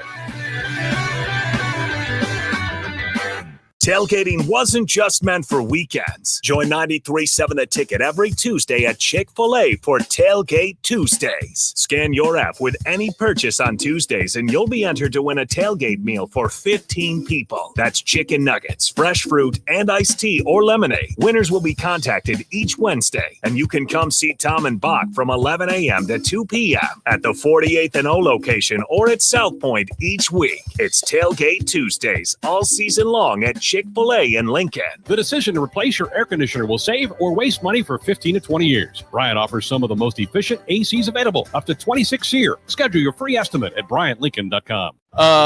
What are you doing, Sip? I thought the chickens could use some more light in their lives. So you're building what exactly? It's a motion censored switchboard. Duh. Are you sure you know what you're doing? Of course. Oh, God. Ow. Seems like a job for a professional. Just one more wire. Yep, there you go, right there. Don't be like Sip. Call Joe at Ambition Electric for any of your electric needs at 402-217-3415. Hi, Sean Callahan here. In 2013, I first came across Koppel Chevrolet GMC in Louisville, and I've been a customer ever since. What's kept me coming back to Koppel is the people. Oftentimes, owner Bob Koppel and his son Brandon are right there with you in the showroom, walking you through the process. There's no runaround at Koppel. It's a hardworking Nebraska company built on honest, small-town values. So make that short drive to Louisville or visit them online at koppelcars.com. You're listening to Tom and Bock on 93.7 The Ticket and theticketfm.com. Chick-fil-A Tailgate Tuesday. We're here till 2. The line's a little long, but it's a popular place. Sometimes it pays to wait just a tiny bit. Oh, it absolutely does at Chick-fil-A. The food is fabulous, and it's Tailgate Tuesday. So come on by, use the app, and get yourself registered to win a meal for 15. Still debating on the text line, 464-5685, the Sutter Heyman text line, Honda of Lincoln hotline. Welcome you in. We're also on Facebook, YouTube, and Twitter. Or Twitch, I should say. We're on Twitter, too. Are we on Twitter, too? Well, not like streaming, but we are on Twitter. Yeah, but I'm talking about the camera. That's correct, You can see our faces. Vern Lundquist has been mentioned. Oh, yeah. Some of the greatest announcers of all time. You start that discussion, you just go down a laundry list of names. Kevin Kugler, Lincoln, Nebraska guy. Oh, absolutely. Went to Lincoln High. I actually did a broadcast with Kevin Kugler once. Did you? Where'd you do that at? It was Lincoln High versus Southeast basketball for KLIN radio. It was nice. And he was my color guy. He said he'd do it. So that was pretty cool. He's one of my all-time favorites because of the Big Red Wrap-Up, obviously, with the legend Adrian Fiala back in the day. Sean Callan would always go on there. Growing up, that was one of my favorite days was Tuesdays, Big Red Wrap-Up days. And I know they still do it, and people probably enjoy it now, but I loved that team. And Kugler, of course, worked at the Zone and then made his way to Olympic sports broadcasts, and now he's all over the NFL. I want to say he's like the lead NFL. Yeah, he's the lead radio guy. Yeah. Well, he's moved over to TV this year. I saw him call a TV game this year. I was trying to think, was that the Tucker game? But I was going, what's Kugler on TV now? He does a lot of BTN games too. I think it's funny because, like, you follow him on Twitter. Nebraska fans feels like he should have some sort of lean toward them, correct? And so if he says anything that slightly sounds like he's not leaning toward Nebraska, they'll attack him. Some people will attack him. Well, he went to Lincoln High, then UNL, graduated from UNL, and he's a Nebraska guy. So we dismissed that, especially since we know that he's a Lincoln High grad as well. Bob Riggle and Joe Tessitore for Holy Moly. What about that combination? Definitely Tessitore. I mentioned him. He could make those games. I don't know what it was. It just seemed like any game he was calling was going to be a classic, and he makes it sound like it.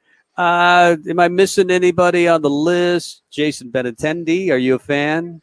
I guess I don't know that name. I don't know that name either. Maybe it's just Jason Benintendi sending that to us. He's really good, and we should check out his stuff. But I'll check into that. He calls games with Mark Sanchez, only doing NFL TV during football. I don't know.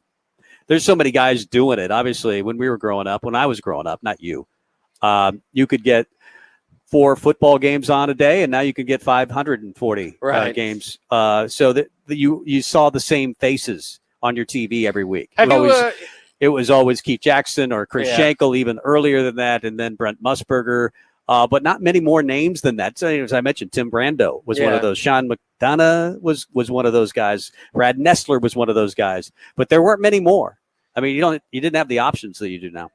Yeah, in the NFL, it's still kind of like that, right? Because you don't have that many games. I mean, they do regional coverage, but obviously the Sunday night group, the Monday Night Football. I saw off the text line, people, some people are starting to gravitate toward the Mannings, like you did for Monday Night Football. I loved it. Yeah. I really like Chris Collinsworth for Sunday Night Football. I know everybody makes the "here's a guy" joke, but he's exciting to watch. I'm not sure what I think about Jack Collinsworth.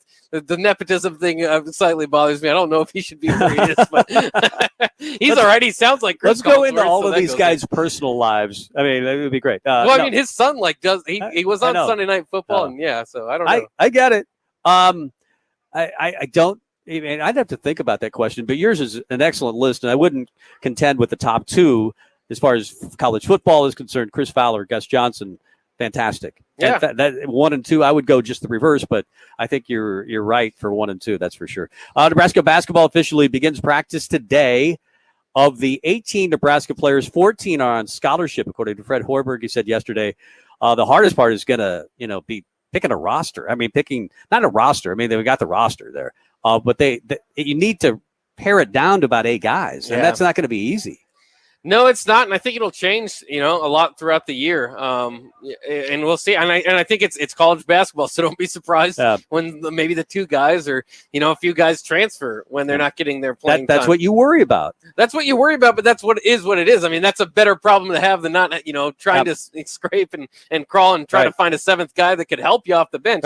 They don't have that problem, so that's going to be exciting. Obviously, it's a new team, so the chemistry is going to have to all kind of mesh together. They've got some guys, leaders that have been playing there, Trey McGowan's and Derek Walker that can kind of lead that group. But it's just gonna be fascinating. I think, in college basketball, and this shouldn't come as a surprise because you don't often get a 5-star. In fact, you never have before. But I think this is about as hyped as you can be preseason for Nebraska basketball that I can remember. For a team that won 7 games the first year and then 7 games the next year.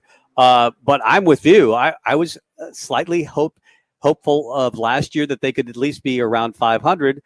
Now I'm thinking, just be at 500. But my mind thinks the talent, the roster on the talent, why not go win your first NCAA game ever? He said there are a lot of talented players, and he calls Bryce as talented as any player I've ever coached. That's some some high praise Yeah, for a guy who coached a lot of NBA guys in the NBA. Yeah. And of Dwayne course, Wade, Jimmy Butler, those guys are pretty good. And Iowa State was always pretty good as well. So he's coached really good college players. But on that topic, knowing that they've won 14 games total first 2 years, what would be a reasonable expectation for this team? Well, and they know this narrative took a hit once tournament play came around. The Big Ten just did not do good in tournament play, but it is a bear again. There's a lot of really good teams that it's going to be hard to get wins. And so when you see and I don't know if they've done the calculation yet, but I've done my preseason magazine, and look into it, and Nebraska's picked 13th, despite all the hype that we have. And that was kind of the case last year. And then it finished that way. So there's no givens that Nebraska is going to have a successful season, despite the hype that we have around it, despite all the things that we can talk about. It's just going to be difficult. But I think with any team that you think has the thing is this team has a big ceiling, right? So you kind of want to at least get toward meeting that ceiling and not just play down to your opponents. I think that the goal has to be a little bit over 500 in Big Ten play. That should get you in the NCAA tournament. So, at Nebraska, we don't ask much, but a chance to get that NCAA tournament win would already put you in among the best teams in Nebraska basketball history. So it's weird to say, I'm not asking much, but I also want one of the best teams in Nebraska basketball history. Doesn't seem to be asking too much. No, it really isn't. I mean, I've sold my soul for this team, so they owe me something as far as that is concerned.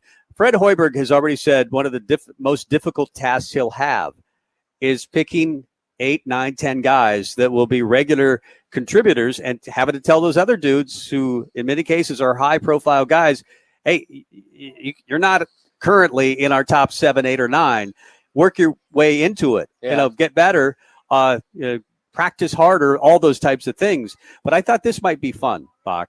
We'll pick the 7, 8, 9 guys for Hoiberg. We'll ship it off to him, and then he won't even have to. There we go. He won't even have to think about it. Yeah, I mean, he'll just cruise on into the season and probably get to the NCAA tournament very easily because he didn't have to spend needless hours when we've already done the work of picking the lineup for you. So here, then if he strays from it, then he's doing a bad job coaching, obviously, and we can just yell at him on the radio. Okay, I'm just going to name a name, and you tell me whether they're one of 10 guys. Okay. We'll pick 10 guys that should get playing time this season. Andre Eduardo, 6'10", London, England. He's got the size, the presence in size that Nebraska needs to rebound, block shots. We wonder about his offensive game, but we hear it's improving. Yeah, he's absolutely going to be on there. I mean, he out of all the guys that I looked at last year, including Delano Banton, who's now in the NBA, I think he has the highest ceiling. I mean, and it's always easy to say that with like a 7-footer, but I mean, he didn't play much basketball before, and he's just seemed to be kind of picking up the basketball part of it last year. And so, I think that's going to kick in this year. He could be one of the best centers in the league by the time he's out of here. Well, and you're wondering, my next guy on the list, Wilhelm Bradenbach, who's now I guess have grown to 6'10" or 6'11" because he's straightened up. Right. So is he a 4? Is he a 5? How does that affect guys like Eduardo Andre? And he looks like a naturally polished player. Like he's going to, whether he's 5th, 6th, 7th, he's somewhere in there.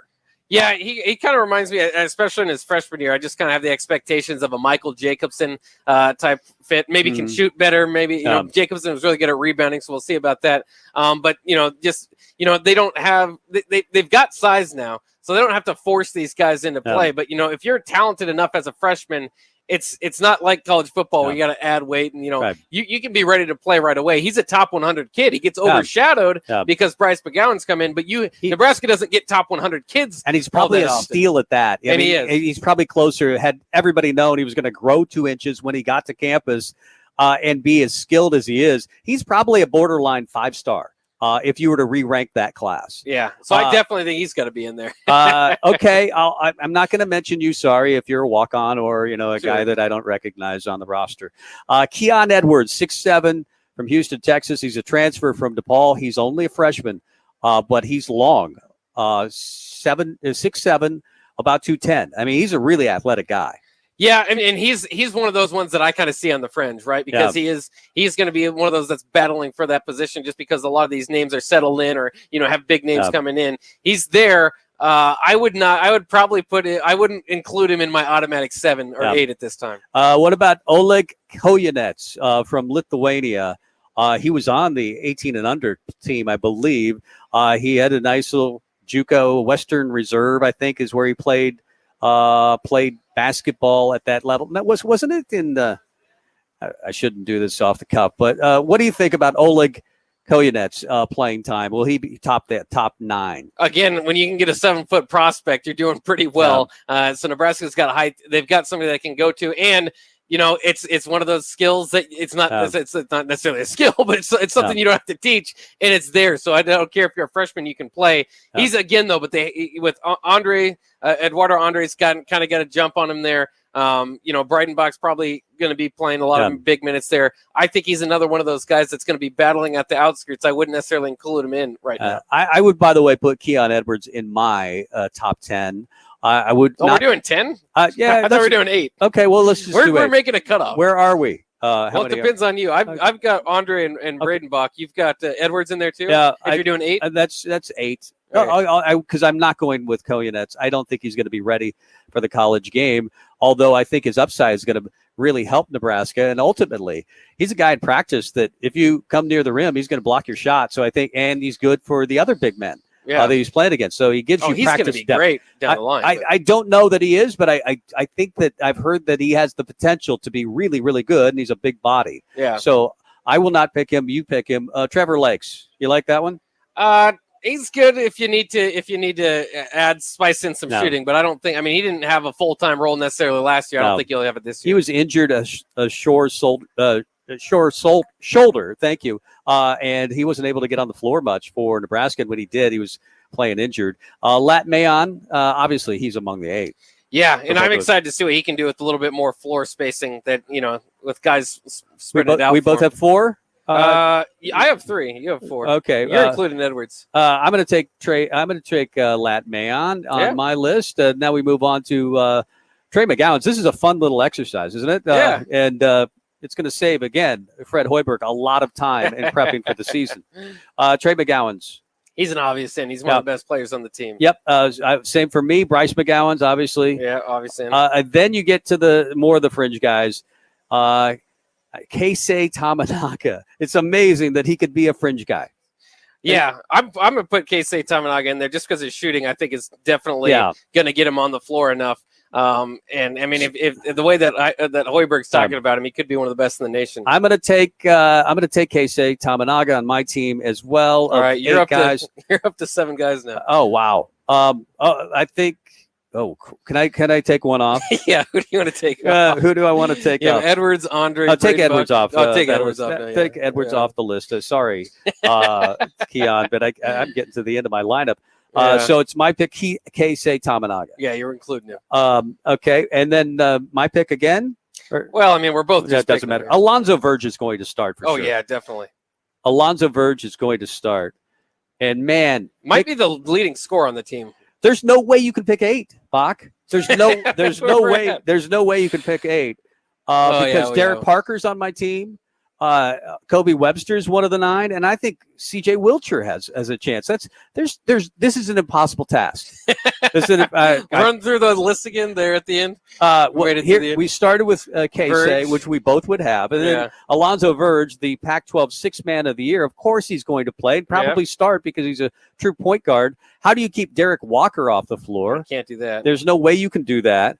So I mean, and then you've got a guy like Kobe Webster, who's a great leader, maybe the best leader on the team, and the second best shooter possibly was C.J. Wilcher. Of course, his brother may be coming to Nebraska, the 5-star Simeon. This is an impossible task. There's no way you can pick 8. No way. In fact, if you told me I could pick 12, I don't know that would be enough. I think the guys on the outside looking in, for me right now, would be Eduardo Andre. I mean, I think he could be great. He could be. But he's got a lot to go. Koyanets, it would be one of those guys. Keon Edwards would be one of those guys. Trevor Lakes, I think, has potential. Lat Mayon's in. I mean, he's automatic. Let me in. I don't know if he's automatic because if he's not hitting, he doesn't provide a whole lot, to be honest. Well, yeah, but he can rebound to us. I don't think they're going to have as much rebounding problems as they had last year. Yeah, so that's I think probably they have true. size. He's gonna have to be hitting. But again, he kind of gives you that idea that I get with the floor spacing with him and Tamanaga. Could be a very fun matchup as well. I just think Hoiberg is so right picking because that Trey and Bryce are both in for sure. And then Derek Walker is the team leader. He's in. Yeah. The sixth man of the year in the Pac-12 is in. I mean, that's probably your starting five.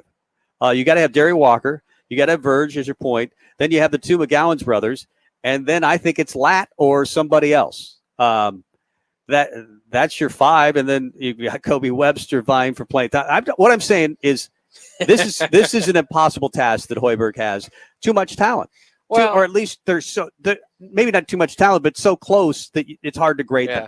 And we could make jokes about it and how it's a good problem to have, and it certainly is. But the key there is to be able to do that. I mean, it is to pare it down. Sometimes it's going to be on matchups, but you've got the biggest thing you got to do as the coach is develop chemistry among these lineups and make sure that you're in your best place in March. Now, luckily, Nebraska, if you have an injury or two, it's not gonna hurt you as much as a lot of these teams because you got guys that you feel that can go in there and play. But we also don't want to get too caught up in saying Nebraska doesn't have any all Big Ten players coming back. They finished toward the end of the Big Ten last year, so some of these guys, even though their names like a Kobe Webster, like a Lot Mayen, maybe they were good enough for last year's roster. I don't know. It's going to be tough to get playing time this year. We'll find out. That's always an interesting question, and that top 10 is certainly a big question for Nebraska basketball. We are at Chick-fil-A. I hope you could stop on by at some point today. We're at the 48th and O location, but you can go by the South Point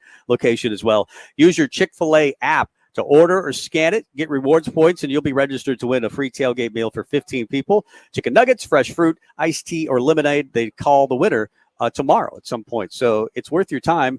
Plus, the food is amazing. And we're going to eat here after we get done at 2:00. But in the meantime, we need a caller. Pick a number out of thin air, like as if you just thought of it. 89. No, let's go with 6. 6. Let's take callers 6-464-5685. Call the Honda of Lincoln hotline to win $15 to Buffalo Wings and Rings. We'll come back with more at Chick-fil-A.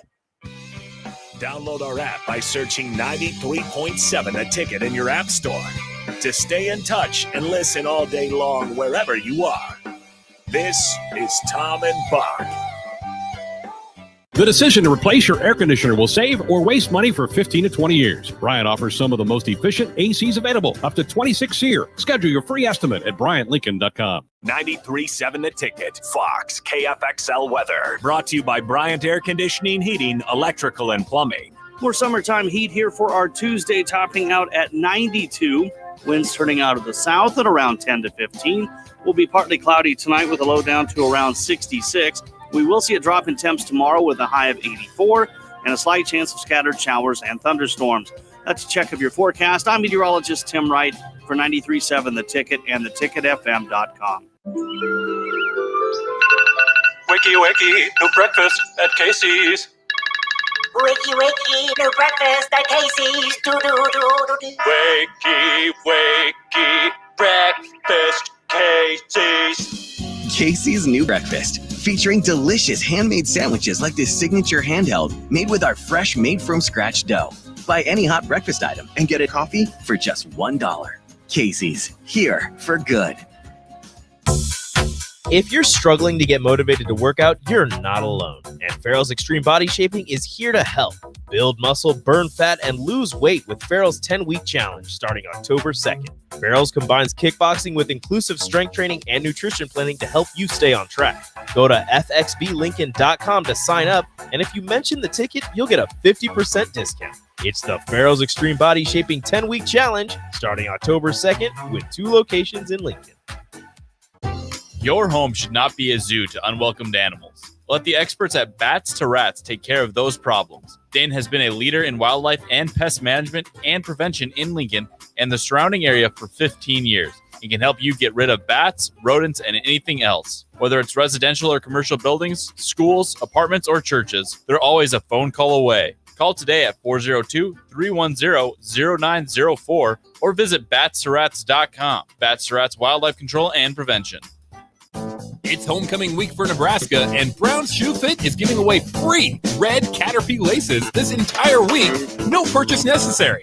Just come into Brown Shoe Fit at 66 and Q this week through Saturday, and you'll walk away with free red Caterpie elastic shoelaces. Check out their comfort footwear for the game and take home new pairs of Hey Dudes, Brooks, New Balance, Danner boots, Keen or Merrow hiking boots, and more. Gear up for the fall at Brown Shoe Fit at 66 and Q in Lincoln. Toys and sports collectibles, 6200 Havelock Avenue. Hi, I'm Kevin with Sports Fantastic. And I'm Daryl at Stop and Shop Funko Pop. We have two of the best collectible stores in the coolest place in Lincoln, in historic Havelock by Misty's. Sports Fantastic has tons of sports memorabilia for Huskers and other hard-to-find teams. And Stop and Shop Funko Pop has all your Funko and anime needs. It's your one-stop shop on one block at 6200 Havelock. 6200 Havelock Avenue. Early break with Sip and Jake. Like, it's almost like what I read here it's surreal. According to Pro Football Focus data, Michigan State blitzed Nebraska 4 times on 47 dropbacks, but got pressure 28 times, including 7 sacks. Okay? They blitzed only 4 times on 47 dropbacks, but got pressure 28 times. Early break with Sip and Jake from 6 to 8 every weekday morning. Tailgating wasn't just meant for weekends. Join 93.7 The Ticket every Tuesday at Chick-fil-A for Tailgate Tuesdays. Scan your app with any purchase on Tuesdays and you'll be entered to win a tailgate meal for 15 people. That's chicken nuggets, fresh fruit, and iced tea or lemonade. Winners will be contacted each Wednesday, and you can come see Tom and Bock from 11 a.m. to 2 p.m. at the 48th and O location or at South Point each week. It's Tailgate Tuesdays all season long at Chick-fil-A in Lincoln. Action Plumbing, Heating, Air, and Electric has been serving Lincoln and Southeast Nebraska for over 50 years. They've been a trusted name to deliver honest, quality services you can count on.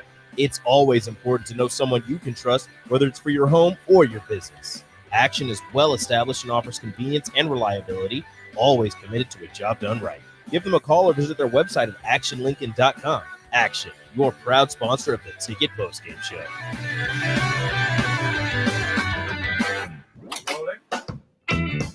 This is Wingman. Son, your ego is writing checks your body can't cash. I don't like you because you're dangerous. That's right. You can be my wingman anytime. Brought to you by Buffalo Wings and Rings on 93.7 The Ticket. Congratulations to caller number 6, whoever it was. Who was it, Rico? Allie. Way to go, Allie. She gets Alec. Not Baldwin. That would be a different... It's the only Alec I really even know. Yeah. There aren't a lot of Alex. Well, now you know another Alex out there. But he is caller 6, and he picks up $15 to Buffalo Wings and Rings. But we're at Chick-fil-A all day today for Tailgate Tuesday. You could stop by here or either location, actually. But we would love to see your smiling faces. 48th, though, you can go to South Point as well and use the Chick-fil-A app. And you order it, you scan it, you get rewards points, and you'll be registered to win that. A tailgate meal for 15 people, nuggets, fresh fruit, iced tea, and lemonade. And they'll call you. There will be a winner. My favorite coach in the Big Ten is just far as likability. I don't think the best coach. I think he's a very good coach. But I love Pat Fitzgerald. We've interviewed him once. He's fantastic. He does public speaking pretty on a wide level, and a lot of companies will bring him in for big money for their motivational talks, and he's fantastic from what I've heard. But just seeing him every Saturday and the way he reacts to the media, I love him. He's a football guy if there is one, right? That linebacker mentality. That's right. But he went a little Lou Holtz in complimenting Nebraska this week. He said, that is one of the most dominating defensive performances I've seen in the Big Ten in a long time. I think they put everyone else in the Big Ten on notice. And then he went on to talk about 11 heartbeats and how Nebraska is operating as 11 heartbeats as one. That's a good coach speak right It just there. makes you want to tear up. He's like, oh, yeah, coach, I'll run through a wall for you. It's just that they don't have any talent, really, to run through a wall. They've started picking it up. They beat Ohio, but Ohio's really bad. But they did apparently find a running game. It'll be interesting this week. But how much do you love Pat Fitzgerald? Oh, I absolutely love him. I mean, like I said, just one of those football guys. I'm a big Steve Adazio guy, the former Boston College coach, now at Colorado State. Just those guys that, they were put on this earth to coach football and get the most out of their guys. And Pat's, and when you say he's maybe not the best coach in the Big Ten, there's always that argument that maybe he is. Maybe he's the guy that can get Northwestern. I mean, Northwestern's won 2, West titles. Nebraska has 0. If you would have told me that when the Big Ten West started, I'd be very impressed. Other than Wisconsin, he's got more than Iowa. He's got more than everybody besides Wisconsin. So it's always a big feat when you can win at Northwestern. Like you said, I don't expect much out of this Northwestern team. I think Nebraska wins by quite a bit of a margin here, and it kind of really shows what we all know, despite the fact it's not in the win column, that this is a good team. Northwestern is not where they were last year. They still got the preseason All-American Brandon Joseph at safety, so you got to watch out for him. But there's just not a whole lot more to look out for with Northwestern's football team this year. Too many losses. Just graduating, that's one of those schools where you get the perfect graduating class into that juniors and seniors, and you're just real excited. And then you got to reload and hope for 3 or 4 years later. So it is what it is. But as far as Pat Fitzgerald goes, just one of the most respected coaches nationwide. He was even getting NFL talks. Right. I mean, he could have taken an NFL gig, and he lost his defensive coordinator, I believe, last year. Mike Hankwitz. You expected a year that they'd step back a little bit, and Northwestern sometimes does that, 2 or 3 really good years or mediocre to good years, and then they take a full step back, and then they come back this next week. Doesn't mean they won't beat Nebraska. It doesn't really matter in this series. It always comes down to the last possession, probably a field goal kick. We all want to hear that, or a bad punt, or special teams. But you just said Pat Fitzgerald, you'd love to have him. Where would you rank him, though? I mean, if we were just ranking a quick top 5 of Big Ten coaches, where's Pat Fitz ranked? Because he's been coach of the year in this league, and there's not a lot of coaches I would take ahead of him. No, and he's very similar to Kirk Ferentz, and it depends on their styles, where they do the same thing, which is why you kind of get scared about this game a little bit, is because Nebraska is very, very mistake prone. And both of those guys have been very great defensively, sometimes can get the offense going, but they lean on the defense. They don't make mistakes. They play sound football, and they've led, mediocre programs that don't have quite as much in their favor as like a Nebraska does to better success than Nebraska has over the last several years. So I would put those guys, the guys that kind of do more with less, very highly, and I wonder what a Kirk Ferentz or a Pat Fitzgerald team would look like if they had Ohio State's talent or something like that. How imaginative would they be offensively? How much would they rely on those defense? Because they'd still have a great defense. So, I mean, I put those guys right near the top. I think it's still too early, in my opinion, for Ryan Day. I know a lot of Ohio State people would disagree. I think we're starting to see some of that dysfunction. A guy quit mid through the game, taking play call duties away from the defensive coordinator midway through the game. I don't know. I'd like to see what he would do other than Ohio State. I just don't know. Other than that, I think those are right at the top. It's a fun exercise. Would I take Paul Chryst over Pat Fitzgerald? No. Would I take Pat Fitzgerald? Yes. I just talked about that. PJ Fleck, he's going down in the rankings. A lot of people had him top 2 or 3.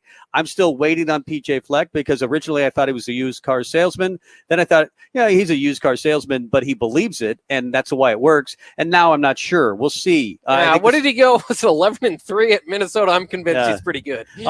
So I don't know yet if I would put him in my top 5, but you would. Yeah. Brett Bielema. You wouldn't put him in your top 5 probably right now. Probably not at this point in his career. Certainly.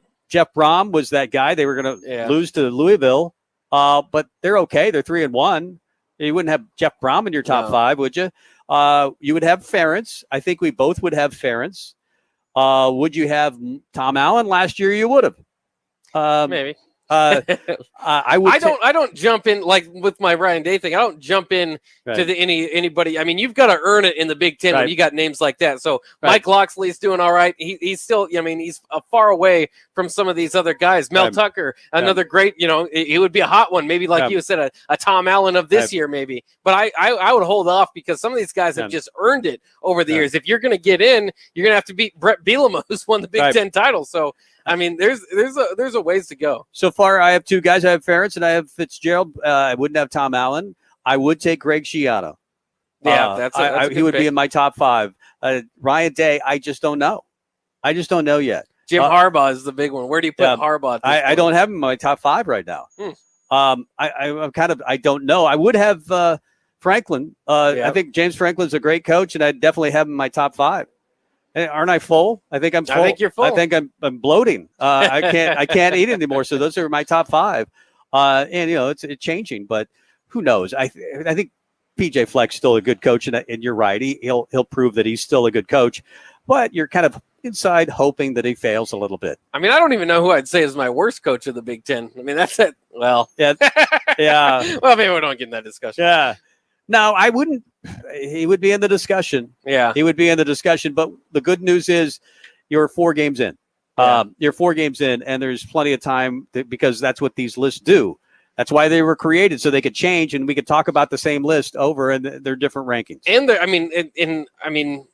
I think the SEC's stepped up from a few years ago, where they have better coaches now. But when you talk about the best coach conferences in the nation, I think the Big Ten might be there.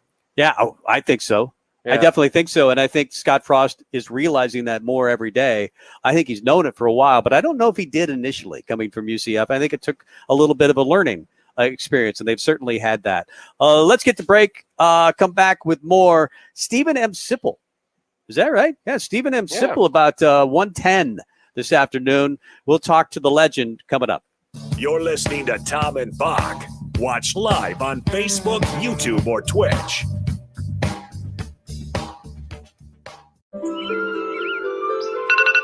Wakey, wakey, new breakfast at Casey's. Wakey, wakey, new breakfast at Casey's. Do-do-do-do-do. Wakey, wakey, breakfast, Casey's. Casey's new breakfast, featuring delicious handmade sandwiches like this signature handheld made with our fresh made-from-scratch dough. Buy any hot breakfast item and get a coffee for just $1. Casey's, here for good. In every office, there's 2 types of people. There are those who bring in bagels and those who eat the bagels that someone else brought in. Everybody likes the first person. Be that first person.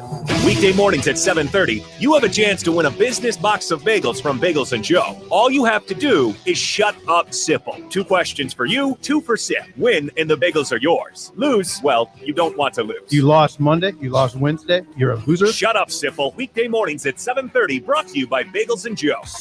Toys and sports collectibles, 6200 Havelock Avenue. Hi, I'm Kevin with Sports Fantastic. And I'm Daryl at Stop and Shop Funko Pop. We have 2 of the best collectible stores in the coolest place in Lincoln, in historic Havelock by Misty's. Sports Fantastic has tons of sports memorabilia for Huskers and other hard-to-find teams. And Stop and Shop Funko Pop has all your Funko and anime needs. It's your one-stop shop on one block at 6200 Havelock. 6200 Havelock Avenue.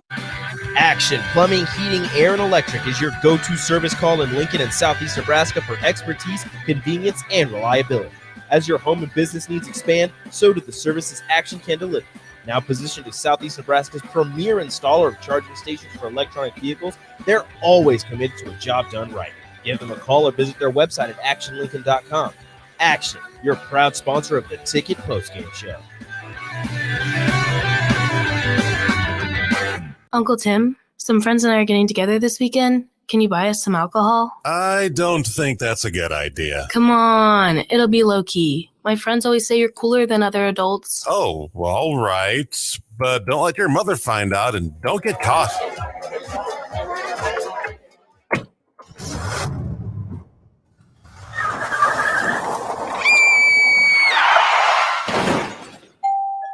Hello, officer. What can I help you with? Are you the uncle of Samantha? Yes. Is she okay? You're under arrest for procuring alcohol from minors.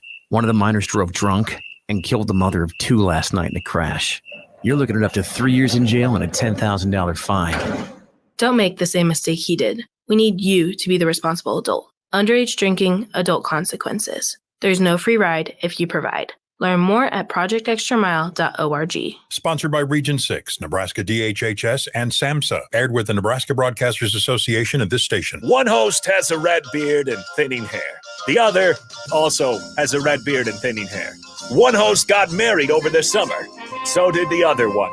One is a diehard fan of a sub-500 AL Central baseball team. So is the other. Can these two radio hosts do a show together without getting confused as to their own identity? The same couple, Happer and Schaefer. Weekday mornings from 8 to 11 on 93.7 The Ticket and theticketfm.com. If you're struggling to get motivated to work out, you're not alone. And Farrell's Extreme Body Shaping is here to help. Build muscle, burn fat, and lose weight with Farrell's 10-week challenge starting October 2nd. Farrell's combines kickboxing with inclusive strength training and nutrition planning to help you stay on track. Go to fxblincoln.com to sign up, and if you mention The Ticket, you'll get a 50% discount. It's the Farrell's Extreme Body Shaping 10-week challenge starting October 2nd with 2 locations in Lincoln. Hi, Sean Callahan here. In 2013, I first came across Koppel Chevrolet GMC in Louisville, and I've been a customer ever since. What's kept me coming back to Koppel is the people. Oftentimes, owner Bob Koppel and his son Brandon are right there with you in the showroom, walking you through the process. There's no runaround at Koppel. It's a hardworking Nebraska company built on honest, small-town values. So make that short drive to Louisville or visit them online at koppelcars.com. Are you dragging through each day? Most people are dehydrated or deficient in essential vitamins, minerals, and more. Live Hydration Spa helps you get more out of your life with their IV hydration treatments to help with anti-aging, weight loss, endurance, and more. Their performance packages can help you feel better doing your normal daily routine with boosts of energy and vitality, an increase in immunity, and quicker athletic recovery. Call today for an appointment at 402-413-2042 or walk in at 71st and Pioneers. Live Hydration Spa. This is Lincoln's home for sports talk on the FM dial. Also online at theticketfm.com. On the internet. KNTK FM Firth, 93.7 The Ticket.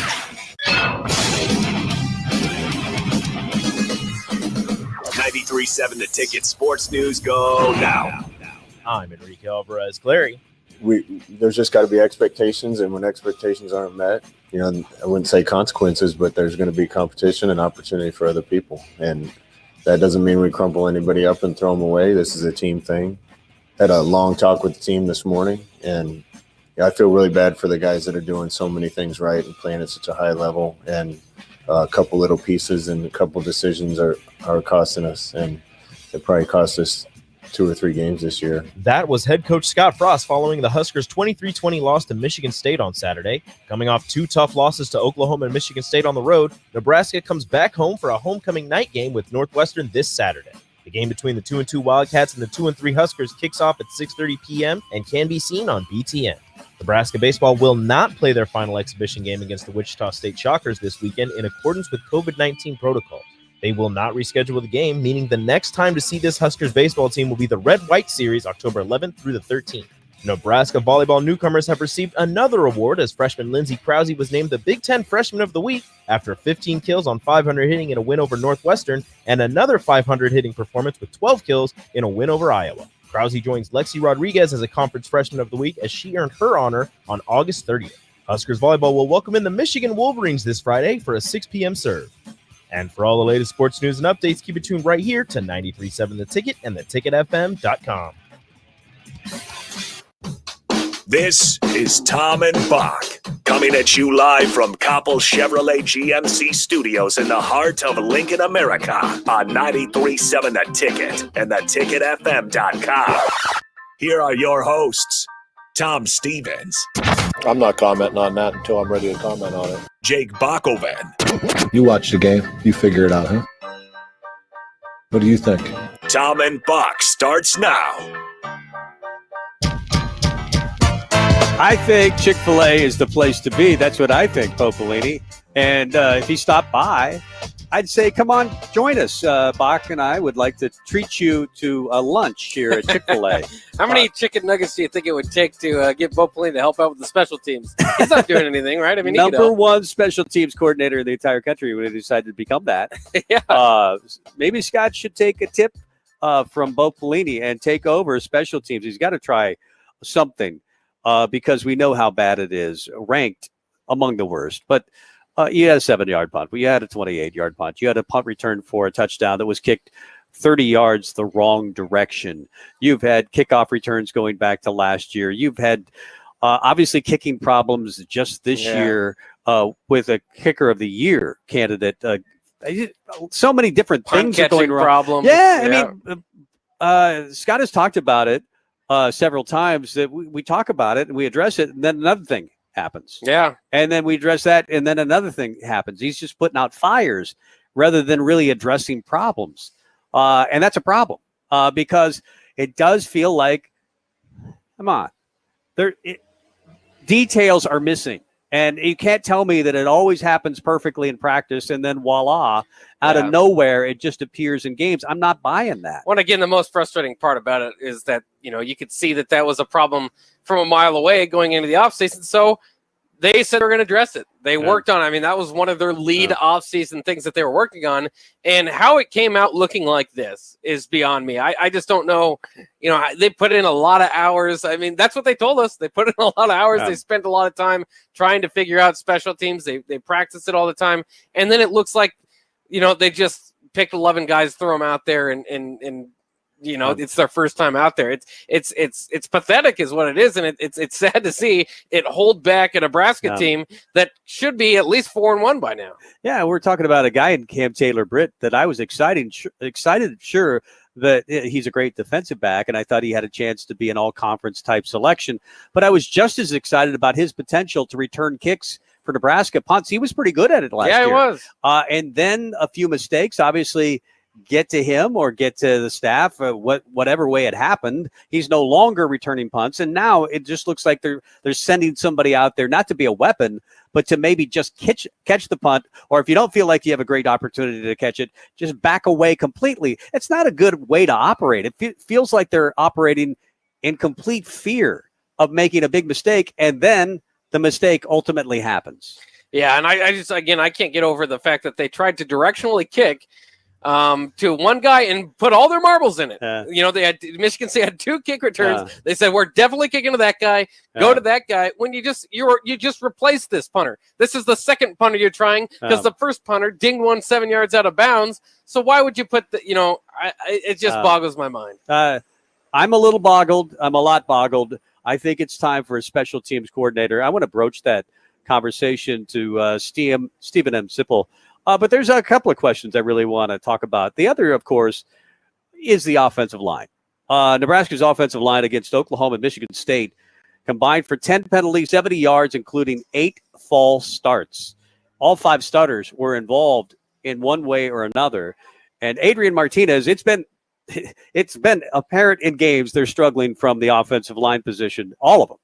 Because Adrian's been pressured like 30 times, I think I saw in Pro Football Focus, sacked 12 times in the last 2 games, 5 against Oklahoma, 7 against Michigan State. But the quarterback pressures are everywhere. And you consider the fact that if he weren't as athletic as he is, the ability to escape, I understand. He holds the ball sometimes too long for me and for other people as well. But he avoids a lot of sacks because of his athletic ability. How many more would they have in 2 weeks? They've got 12 already. Oh, if this team had a pocket passer, if this had Tanner Lee at quarterback, they couldn't, you already can't run the ball. You wouldn't have time to pass the ball. This would be complete dysfunction. But thank God Adrian Martinez can move around. And it's one thing to get, just not to have the talent there, or, maybe the youth is there too much that you can't get the run game going consistently, that you can't pass protect as well. I mean, there's mismatches at times. You could see it last week with Michigan State defenders.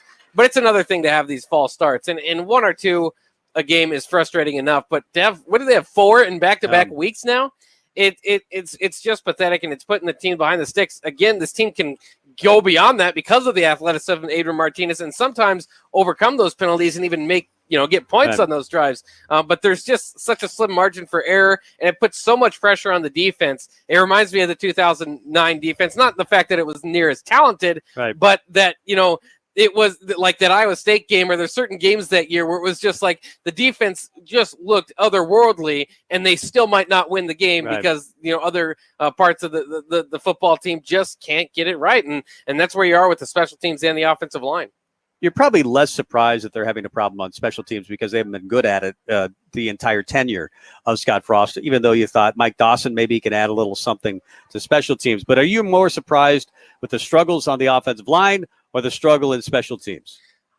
I guess I would say the struggle. I mean, I might be more surprised with the struggle in special teams because another problem that's been consistent for Nebraska is not necessarily have those maulers. They haven't been able to run up the middle all that well outside of a few games from Dedrick Mills the last couple of years. So, it doesn't completely surprise me. I know the game against Rutgers gave a lot of people some hope with Ben Hart starting that game. But I guess it's more of a long-term surprise that this offensive line is where it is because even through the struggling years, the one thing you could point to in recruiting was that they're just recruiting giants, behemoths on the offensive line, and that's going to have to turn it around at some point. They're all these young guys, the youth movement, it's going to happen. They're going to have a giant offensive line, and now that it's here, the talent doesn't quite to be what we thought it would be at this point. Again, it's a young offensive line. You need continuity. They might be mixing it up this week, though. The continuity factor might be thrown out the window because of how bad it's been. I'm much more surprised by the struggle in special teams or on the offensive line. I thought they would be bad on special teams because they're always bad on special teams. Even though I had a little more hope for Connor Culp being the Big Ten kicker of the year, I thought he would at least, maybe have a fallback year. Didn't think he would be this bad. I've always been concerned about kickoff coverage, punt returns, kickoff returns.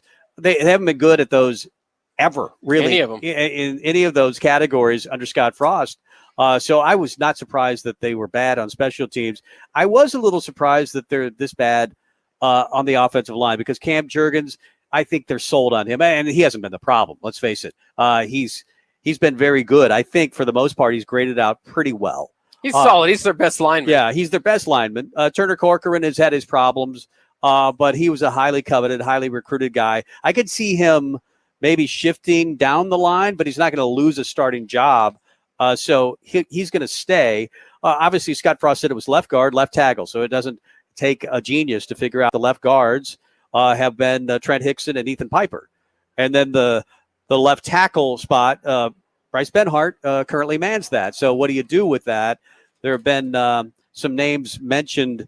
Maybe you go with Nerd and Norwheely. Maybe go Brad Banks. Maybe go Teddy Prohaska. But it feels like it's time for maybe a shakeup, isn't it?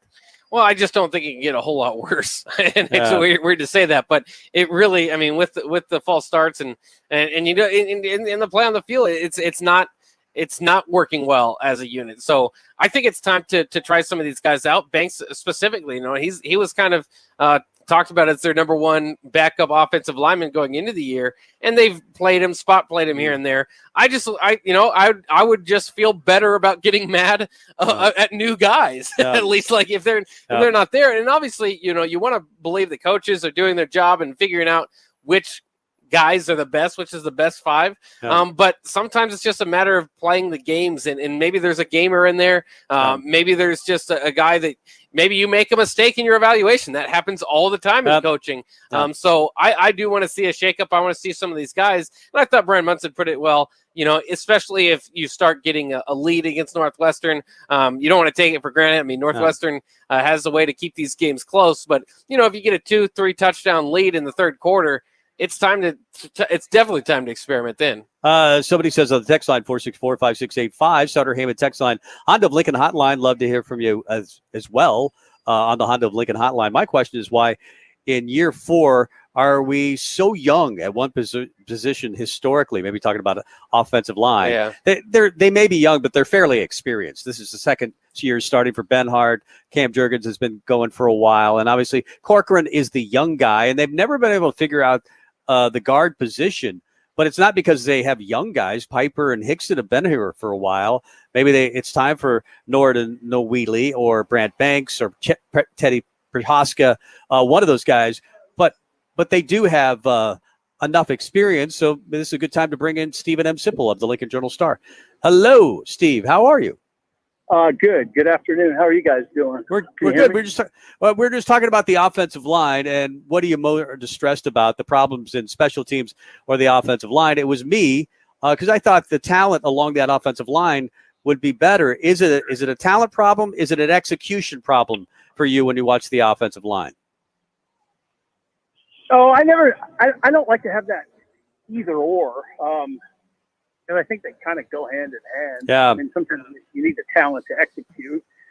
I do think they have some decent talent. I don't know what exactly It's hard for me to diagnose the disconnect. This is where I, without going too far into it, football is a strange game to me in many ways. And one of the strange things about it is the analysis of something I don't really understand.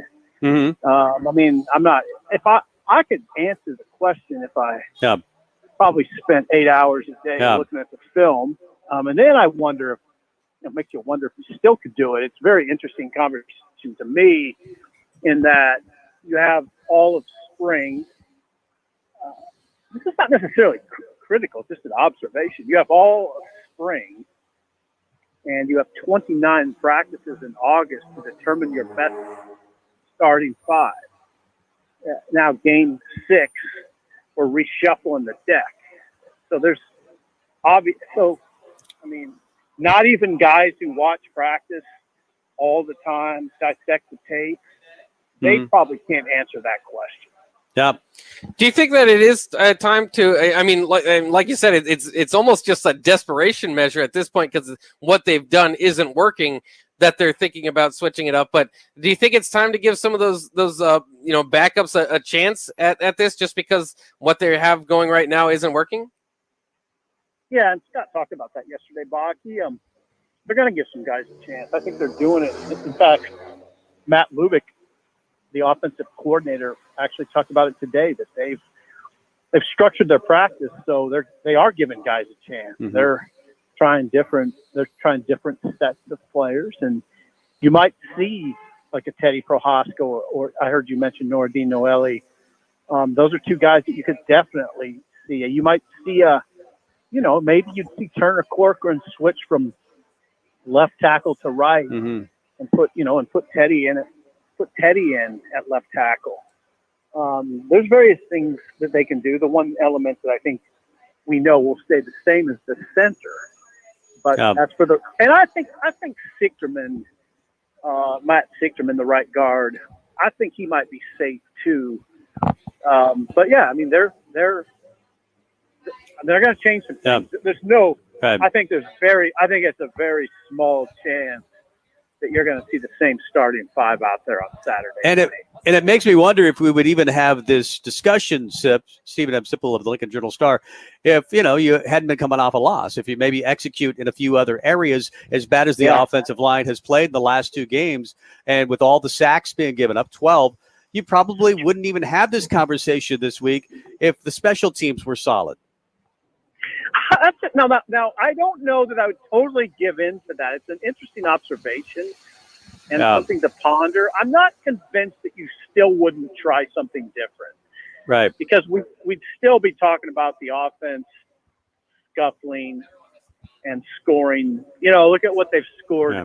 Just look at what Nebraska scored against FBS competition. It's not enough. They're in the 20s, low 20s generally, right? So, yeah, I mean, I don't know, Tom. It's always odd, isn't it? Those sorts of things. If they won and they feel good, and you're talking about a degree of euphoria, a breakthrough win. Yeah, maybe you're right. Maybe they wouldn't make a change, but I don't know though. I'm not convinced of that. I know we start talking about the negatives as we naturally do here on radio, but let's get to the positives with the defense. It seems like every week we're impressed with them, but you don't want to quite take that next level of saying that, they're a great defense. But I'm starting to be more convinced. We kind of came into the year thinking if they're going to do it, they're going to do it as a unit because they don't have those special All Big Ten type players. Some of these guys, Luke Reimer, Damian Daniels, some other guys, who's really impressed you as an individual in that defensive side of the ball? Excuse me. Now that you mention it, they might have a couple All Big Ten guys right now. Reimer, Luke Reimer's definitely. If you just look at tackle numbers and impact on game, Reimer, the inside linebackers played really well against Michigan State. Reimer and Nick Henrich. JoJo's playing at a high. Oh, hey, they got a lot of guys playing at a high level. A lot. That's key. I mean, but I'd say the guys that stick out to me are Reimer, number one. Reimer, because he's really good. He's really good with run fit, gets to the ball. But, man, and when they ask him to get to the quarterback or blitz, he's there fast. He gets there really fast.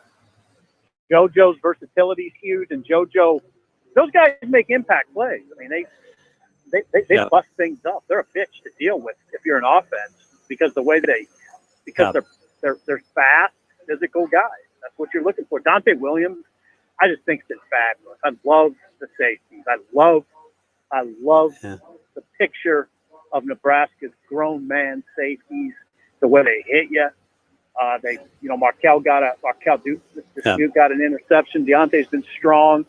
Yep. But yeah, it's always going to start up front, and those guys really are coming for a fist fight right now.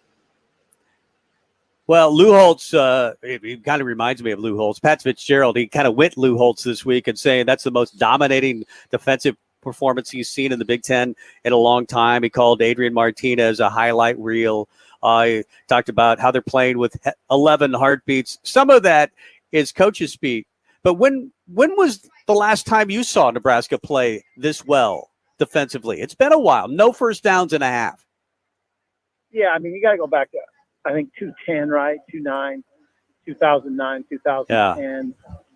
You got to go back quite a ways. I mean, we're talking about 10 years plus. So it's been a while. I know it's almost strange, right? It's almost like you don't even recognize it. It's been so long. And it's so good to see. Yeah. Right? It's so good to see. I don't want to go too far overboard with it because I got to start. One thing that would make I'd be more apt to put the great tag on them is if they start forcing more turnovers. What I like about him is they really play well together. There's really strong chemistry. They feed off one another.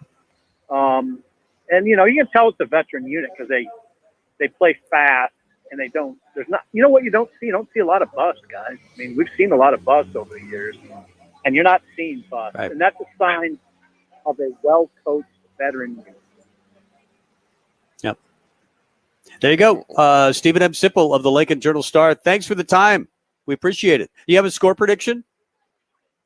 Yeah. I mean, I could. I mean, I think on what's today? Tuesday. I'm only comfortable really giving a range. Like I haven't settled into it too much, but how about 27-17? I like that. I worry about the groans if they're not playing well in the third quarter and the Memorial Stadium groans. That's my. Sometimes I would think, it's going to be great playing at home. If they play well, it's great when they play at home. I'm worried about the other side of it, but I think I haven't given my prediction yet. But we're not going to see Steve until Saturday, so I wanted to get it in advance. Great stuff, Steve. As always, we'll talk to you next week. Great stuff from you guys. Take care.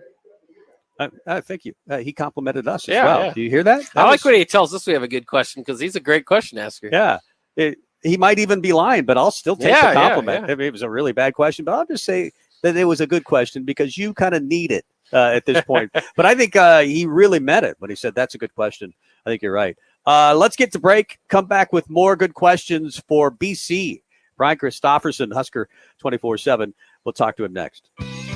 Download our app by searching 93.7 The Ticket in your app store to stay in touch and listen all day long wherever you are. This is Tom and Bock. 93.7 The Ticket, Fox, KFXL weather. Sponsored by Security First Bank, a relationship you can count on. More summertime heat here for our Tuesday, topping out at 92. Winds turning out of the south at around 10 to 15. Will be partly cloudy tonight with a low down to around 66. We will see a drop in temps tomorrow with a high of 84 and a slight chance of scattered showers and thunderstorms. That's a check of your forecast. I'm meteorologist Tim Wright for 93.7 The Ticket and theticketfm.com. It's homecoming week for Nebraska, and Brown's Shoe Fit is giving away free red Caterpie laces this entire week. No purchase necessary.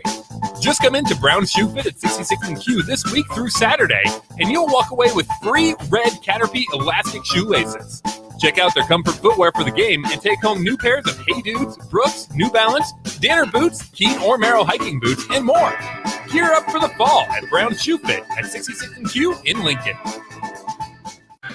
Action Plumbing, Heating, Air, and Electric is your go-to service call in Lincoln and Southeast Nebraska for expertise, convenience, and reliability.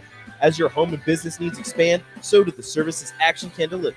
Now positioned as Southeast Nebraska's premier installer of charging stations for electronic vehicles, they're always committed to a job done right. Give them a call or visit their website at actionlincoln.com. Action, your proud sponsor of the Ticket Postgame Show. Hi, Sean Callahan here. In 2013, I first came across Koppel Chevrolet GMC in Louisville, and I've been a customer ever since. What's kept me coming back to Koppel is the people. Oftentimes, owner Bob Koppel and his son Brandon are right there with you in the showroom, walking you through the process. There's no runaround at Koppel. It's a hardworking Nebraska company built on honest, small-town values. So make that short drive to Louisville or visit them online at koppelcars.com.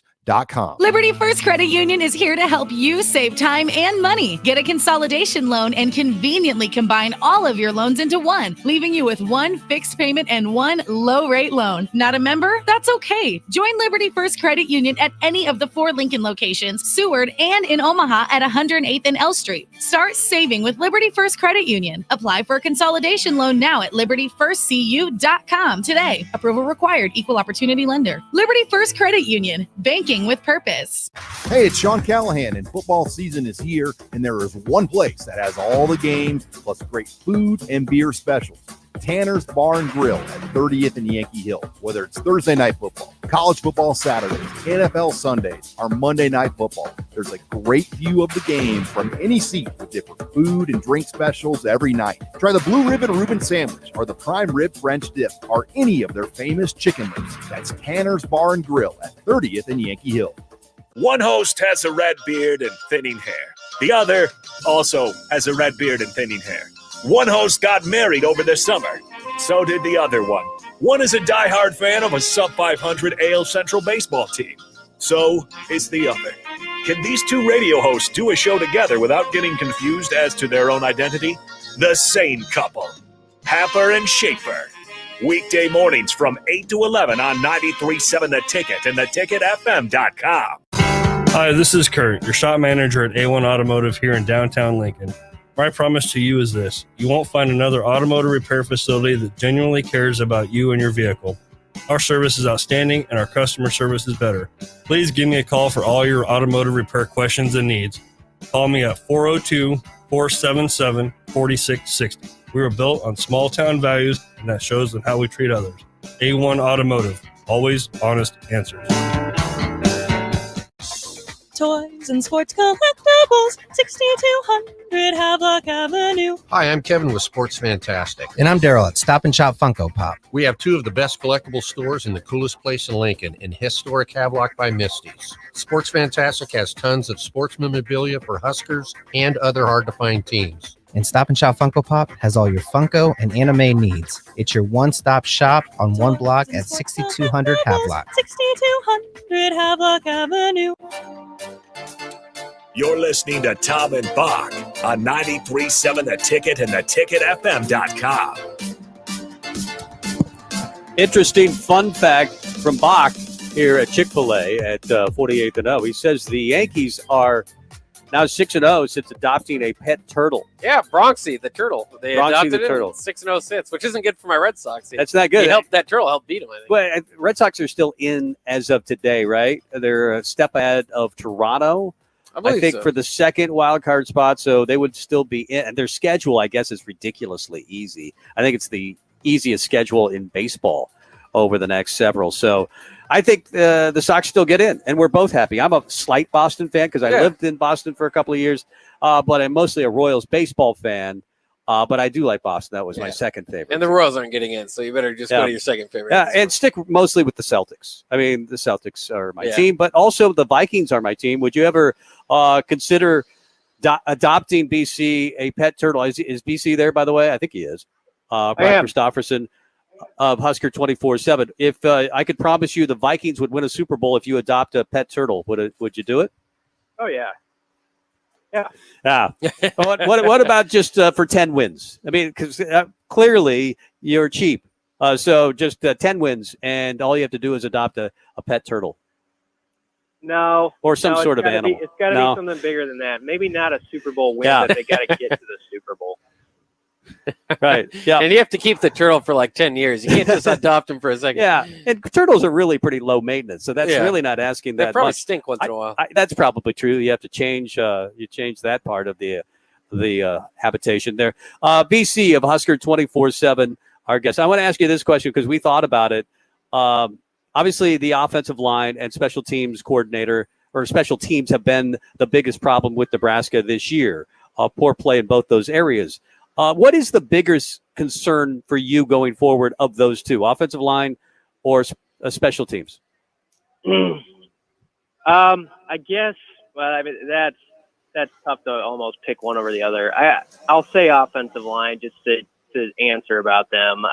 And I guess it's because I had higher hopes for them. I've sort of gotten used to special teams being such a cluster that in some ways, like you're used to the bad behavior and maybe you tolerate it more than you should. But the offensive line with that young group, I was really hoping this would be a year where they sort of push ahead and you sort of think over the next 2 or 3 years, man, they've got this solidified. And so that's why that's been most disappointing to me. It's not over yet. They have a chance to right the ship. There's always that possibility. That's why you keep playing the games. But I'd have to say just how choppy it's been and sort of the mental mistakes that have carried through with that for them. I guess by just a nose, I put them above the other side, but it's close. How would you grade the offensive play calling the last couple of games, kind of knowing that offensive line is a problem? They've game planned around it. They've stuck to the run, and they've leaned on that defense to keep them in the game. So while it doesn't always look pretty, at least I think they're game planning pretty well. Yeah, I actually do too. That's a good point. I thought especially against Oklahoma they did. And, you're in your question, you answered it. They're working around a group that is not real reliable right now. And it's very tough to play football when you're not reliable up front. Sorry, I'm outside and there's a guy on a motorcycle. But yeah, they do need to. Kind of work around that. And Adrian Martinez has bailed them out. I mean, Adrian's been sort of tough to gauge in some respects because I know that he missed some throws late in that game Saturday that really hurt. And you're like, why didn't he make that throw? And then there's the other part of it where that because of his offensive line, he knows he's going to get hit quick all the time. And it's very difficult to play quarterback that way when you're not having any time and everything has to be bam, bam. And there's, I would love to see this offense operate with him getting time to throw the ball. Those receivers who I think are becoming pretty good, to give them a few seconds to get open. I do think they could pick some people apart, but that just hasn't been an opportunity on the table. BC Husker 24/7 is our guest. It's interesting. Before the season, looking at the schedule, we thought, well, you got to beat Michigan State just to get to, start to 4-1. But we didn't anticipate Michigan State being that good. I guess we didn't know Oklahoma would maybe be a step down this year. But now as you look further in the schedule, I mean, we're all thinking 6. You got to get to 6, right, to get to a bowl game. Now it all seems like it's still reasonable, even with, just a couple of wins under your belt. You have Northwestern beatable. Michigan, I don't know what they are yet. Minnesota, Purdue, Wisconsin's obviously taken a step back. Iowa's good, but you don't know about their offense. And Ohio State, even Ohio State, somewhat vulnerable. Have you changed your perception or what you thought about this year's schedule over the last couple of weeks? Every game's on the table that they could get. I mean, that's the way you have to view it. Ohio State's maybe the biggest long shot, but as you say, even that one on the right day, you could be in it late. That's different from years past. Wisconsin's offense is just a train wreck right now. And Iowa's offense, frankly, is being what they're doing is being disguised by great defense and taking the football away because they're not playing very well. The Big Ten West as a whole has an offensive problem. College football as a whole has sort of been defensive dominated more than it has been in the past. And we're seeing that in the games we're watching here with Nebraska. But yeah, I think what we're watching is like sort of an NFL season transpire, aren't we? I mean, it's sort of like you're going to be in these games that are 20-16, type of games every week. And just like the NFL, for those who follow an NFL team, that the line between sometimes being 11-5, or now they play 17 games, 11-6, and 6 and 11 can be pretty small sometimes. Like the difference between the winning team and the losing team is not very much. And so somehow, some way, you've got to find a way to cover up these hidden yards that are being lost in special teams. And you've got to win the turnover battle. And if they can do that down the stretch, yeah, they could get to 6 wins. They could maybe get to 7 wins still. I think there's some people out there, and I think they're extreme opinions that are like, it's done, and it was all riding on how the Michigan State game finished. I know people are tired of all these close games, but it's not done. Like, this is a team where in 3 weeks you could tell me they're 2-6, and I could say, well, I guess that's possible. And you could also tell me they're 5-3, and I could believe it. I absolutely agree with that. But if this ends, even if Nebraska gets to 6 or 7 wins and they're able to get to a bowl game and get those extra practices, there's going to be an outcry if this continues for a full-time special teams coordinator, don't you think? Yes, I do think that'll be the outcry. It'll be interesting to see if it continues to this level. It might be something where your hand is forced, but I'm curious what Scott Frost will do, because I believe they think, and I'm not here to take one opinion or the other, but I'm just saying I think the coaches think that Mike Dawson is working his tail off with that group, and they are being done in by basically, they happen to be the 2 or 3 headline spots, kicker / punter / return man, but they think like they have all the other stuff around it in order. It's just like, kick the ball where you're supposed to, catch the ball when you're supposed to, just do these basic stuff we do in practice. But at the end of the day, it's like any business. It always comes back to who the head person is, who has the office. And that's the way it is with football too. So you have to take responsibility for it, even if it just makes you want to drop a bowling ball on your foot sometimes. Like, that didn't happen on Tuesday. Why does it happen on Saturday? I think that a lot of that's what is happening here. Well, you mentioned something a few questions ago that kind of caught my ear with the defenses being better this year. It certainly does seem that way. I heard a theory that maybe that, the COVID year really hurt the defenses because they really got to play together as a unit, and they haven't been, they weren't really able to work together. How much of it do you think is that compared to the defense? Usually, it's just the offense, it kind of goes in waves where the quick offenses, the offenses that we've seen, like Scott Frost offenses, the spread offenses have maybe been caught up with the defense making those adjustments. Yeah, I think that's a really good point. I do think college football always goes in cycles, right? Where there's times where, one side of the ball is just dominating. We had that era where it felt like we were watching like 62-59 games suddenly, and some of that was Big 12 football, but you were seeing that even pop up like in the SEC, some of these crazy games. And, you're right. The defensive coaches, they get paid a lot of money too. They understand, okay, this is what they're doing here. This is how we take that away. And sure enough, in a year or two, some offensive mastermind, whoever the next Lincoln Riley is or whatever, is going to come up with some new concept on offense that everybody is being a copycat about. And the defense are going to have to figure that out. So, yeah, what we are in right now, what is sort of a defensive-centric wave. And Nebraska, we have to say, for the disappointment with the record, that side of the ball is riding high. I mean, that was one of the best halves of performances I've seen from the Black Shirts in a long, long time. You can't be better than it, really. I mean, it was as good a football as you could play. But there is the worry, BC, that they played so well in the last couple of weeks, really all year long. They've maybe had one bad quarter, and they've carried this team and no first downs, and yet they still lose. Because of, it'd be easy for me to look at somebody, hey, it's your problem. You guys are the fault of this team, special teams, offensive line play. I don't see the blame game coming, but are you even mildly concerned about it? Yeah, a little bit, because I think it's easy to maybe say something what you're supposed to say out front, but you wonder, like, at some point if inside the locker room it is a difficulty, like, come on, hold up your end of the bargain here. And I think that's always a concern when one phase is playing really well and they keep getting let down by others. I thought Eric Shenander and his guys have handled it really well. I thought on Saturday night, JoJo Doman and Garrett Nelson, you could tell it's like, think about if you're in their shoes. You played your butt off and, you played as good a football as you could to end it, and somehow you're on the wrong end of it, and you got to like explain this sad state of affairs when you guys did everything you're supposed to. It's very difficult for those guys. They've handled it with class so far, but they do need a complete performance here at some point, I think, to sort of jolt everybody. But I like what Shenander said today about how, you don't point fingers. You hope your culture, what you have going good for you, the best stuff rubs off on other people in that locker room. And that's all you can do as when you're part of a team. And if you want to point a finger or blame somebody publicly, yeah, that might feel good to say it out loud for 5 seconds, but what good is that going to do you long term? Are you picking Nebraska?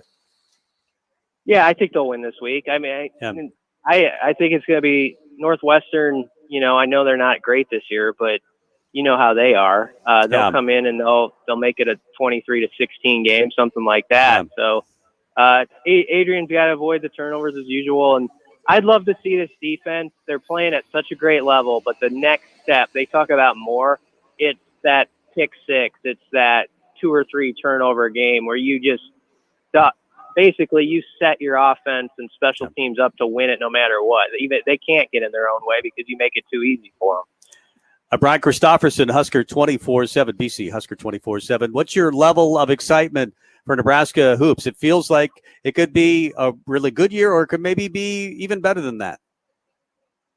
Yeah, I'm pretty pumped up about it. I'll be looking forward to coming on with you guys and talking more about that too, because I'm going to cover it a little more than usual. And I don't know, it's just a fun roster to get to know. I'm trying to figure out every piece of it still, and I think Fred Hoiberg is as well. He's got a good problem right now because he says figuring out the rotation is going to be the challenge. I mean, I think he's got like 8 to 10 guys he really likes so far, but that'll sort itself out. Everybody's going to talk about Bryce McGowan for good reason, but it sounds like Alonzo Verge has really been dynamite in practices. CJ Wilcher's been good. You hope you can get a lot out of Eduardo and him taking that next step. And then I'm excited to see Tamananga shoot it. Basically, everyone you talk to says they've never seen a guy shoot it as well as he does. He just doesn't miss. And when he does, you're like, what happened, dude? Yeah. So that's exciting. Yeah, and we were trying to think of the last really great shooter. Maybe Kerry Cohorn. There have been some really good ones. Ray Gallegos. I mean, Pike way back in the day, obviously. But he could end up being, if he stays, the best. I mean, you don't want to say if guys from the NBA are saying this is the best I've ever seen as far as shooting is concerned, and guys going to the NBA, and Bryce McGowan's I think will. If they're saying that, it's got to be somewhat true. It can't be all hype. There's got to be something to it. As long as he can do it now when the lights are on. But you're right. Like, Nebraska's not had that guy very often. The guy where he gets the ball and everybody in the gym stands up at the same time with their arms up because they know it's going in. That guy hasn't been on the roster very often. So it'd be beautiful if that were the case, or if they had a couple of them, which I think is what Hoiberg is hoping. Yeah. Well, I'm glad you're covering more of Husker hoops this year. You've done it in the past, but we'll be able to talk a lot of Husker hoops. I think a lot of people are really excited about it. Hey, Brian, thanks for the time. We'll talk to you next week. Sounds good, guys. Brian Christopherson, Husker 24/7. Time to eat the leftovers. We'll finish out the show with those next from Chick-fil-A. Oh, let me say this, though, before I leave, because I love these people, and they feed us every single time, Bock. That's right. And then at the end of the broadcast, we get to go inside and order anything that we want, and they're very nice to how they treat us. But I want you to know that if you come by this location at 48th and O or the South Point location, you can use the Chick-fil-A app and then scan it to rewards points, and you'll be registered to win a free tailgate meal for 15 people. It's chicken nuggets, it's fresh fruit, it's iced tea, and it's lemonade. The Chick-fil-A app. That's how you order that here at 48th and O, but they also are available at the South Point location, and they'll draw the winner and announce it tomorrow. So what are you thinking right now as we head into the leftovers? What do you want to know about more on my list? The Monday Night Football broadcast, how great Dak Prescott was. Do you want to know about the Heisman favorites? Oh, Heisman favorites. I'm a college football guy. Did you hear about the scandal? Did we talk about the stuff at SMU? No, let's talk about that. Yeah. Okay, right. We'll lead it with that. There was a big fight after the game. SMU beats TCU, and we'll tell you about that story coming up next. You're listening to Tom and Bock Watch live on Facebook, YouTube, or Twitch. Early break with Sip and Jake. Like, it's almost like what I read here it's surreal. According to Pro Football Focus data, Michigan State blitzed Nebraska 4 times on 47 dropbacks, but got pressure 28 times, including 7 sacks. Okay? They blitzed only 4 times on 47 dropbacks, but got pressure 28 times. Early break with Sip and Jake from 6 to 8 every weekday morning. Landmark Implement, your local John Deere dealership, is searching for mechanics of all skill levels to grow with us. Landmark offers a competitive wage, full benefits package, along with paid time off within just 60 days of employment, as well as a 401k and a boot and clothing allowance. Interested in becoming a part of the Landmark difference? Apply now at landmarkimp.com/careers or contact Deanna 402-310-7561 or email careers@landmarkimp.com. That's landmarkimp.com. Landmark Implement is an equal opportunity employer. Action Plumbing, Heating, Air, and Electric is your go-to service call in Lincoln and Southeast Nebraska for expertise, convenience, and reliability. As your home and business needs expand, so do the services Action can deliver. Now positioned as Southeast Nebraska's premier installer of charging stations for electronic vehicles, they're always committed to a job done right. Give them a call or visit their website at actionlincoln.com. Action, your proud sponsor of the Ticket Postgame Show. Liberty First Credit Union is here to help you save time and money. Get a consolidation loan and conveniently combine all of your loans into one, leaving you with one fixed payment and one low-rate loan. Not a member? That's okay. Join Liberty First Credit Union at any of the 4 Lincoln locations, Seward, and in Omaha at 108th and L Street. Start saving with Liberty First Credit Union. Apply for a consolidation loan now at libertyfirstcu.com today. Approval required. Equal opportunity lender. Liberty First Credit Union. Banking with purpose. Hi, this is Kurt, your shop manager at A1 Automotive here in downtown Lincoln. My promise to you is this: you won't find another automotive repair facility that genuinely cares about you and your vehicle. Our service is outstanding and our customer service is better. Please give me a call for all your automotive repair questions and needs. Call me at 402-477-4660. We were built on small town values, and that shows in how we treat others. A1 Automotive, always honest answers. Tailgating wasn't just meant for weekends. Join 93.7 The Ticket every Tuesday at Chick-fil-A for Tailgate Tuesdays. Scan your app with any purchase on Tuesdays and you'll be entered to win a tailgate meal for 15 people. That's chicken nuggets, fresh fruit, and iced tea or lemonade. Winners will be contacted each Wednesday, and you can come see Tom and Bock from 11 a.m. to 2 p.m. at the 48th and O location or at South Point each week. It's Tailgate Tuesdays all season long at Chick-fil-A in Lincoln. Century Electric is now hiring for experienced licensed electricians. This position will serve around the Lincoln area on both commercial and residential jobs. Century Electric is well established with 40 years in operation and offers a substantial hiring bonus as well as tons of benefits. For more information or to apply, go online to centuryelectric.com and click the Careers tab or call them at 402-467-5550. Come work for a great company today with Century Electric, whose commitment is always to their customers. Hey, it's Sean Callahan, and football season is here, and there is one place that has all the games, plus great food and beer specials. Tanner's Bar and Grill at 30th and Yankee Hill. Whether it's Thursday night football, college football Saturdays, NFL Sundays, or Monday night football, there's a great view of the game from any seat with different food and drink specials every night. Try the Blue Ribbon Reuben Sandwich or the Prime Rib French Dip or any of their famous chicken wings. That's Tanner's Bar and Grill at 30th and Yankee Hill. You're listening to Tom and Bock on 93.7 The Ticket and theticketfm.com. Welcome back. Final moments at Tailgate Tuesday at Chick-fil-A, 48th and O, where you can use your Chick-fil-A app. If you haven't done so already, everybody's doing it. It's the hip thing to do. That's you right. Scan it, you get those reward points, and then you're able to get registered for a free tailgate meal for 15 people. Chicken nuggets, fresh fruit, iced tea and lemonade, and the winner will be drawn tomorrow. Have you decided on what you're going to eat for lunch? I haven't decided. Last time I tried your salad, the spicy Southwest salad, that was really good. But if you order the last one and I don't get one, I'm going to be really, really mad. But there's so many good things on the menu. The chicken sandwich is fantastic. So you really can't go wrong. You can get any, but I do like the Southwest chicken salad with the creamy salsa. Oh, yeah. Ooh, that's good. That's really good. Let's eat the leftovers here to round out the show. Mention this privately to you, and then we talked about it a little bit off the air, but SMU, they beat TCU Saturday. That's a big rivalry game between those two schools. Good old Southwestern Conference. Yes, Rashee Rice attempted to plant a flag at midfield on TCU's turf. That caused a big skirmish. And then one of the players ended up hitting assistant coach Jerry Kill with his helmet on. Oh, no. And he fell down. There's video of Jerry Kill falling down, and we know about his health issue. Yeah. He's got, seizures. He's epilepsy. He's got a big problem with that. In fact, I think was it a Nebraska game or the week before that he had a seizure? He has them all the time, and sometimes they're mild ones, sometimes they're big ones. But basically, they forced him out of that job because he was doing really good. Because he's a really good coach, and I really like Jerry Kill. I talked to him at Big Ten Media Days. But so now Gary Patterson is apparently he's vowed to find the culprit of this. They're studying video as we speak.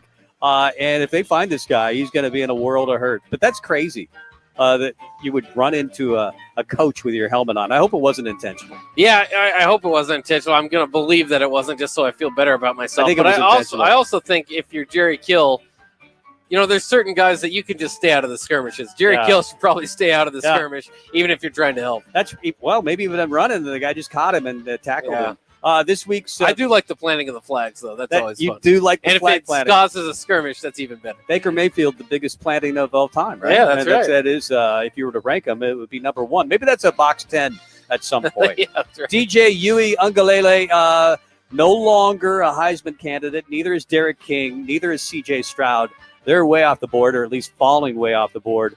The new names are Bijan Robinson at Texas. You've got Ohio State running back Travion Henderson. You got Cincinnati quarterback Desmond Ridder. You got C.J. Verdell at Oregon.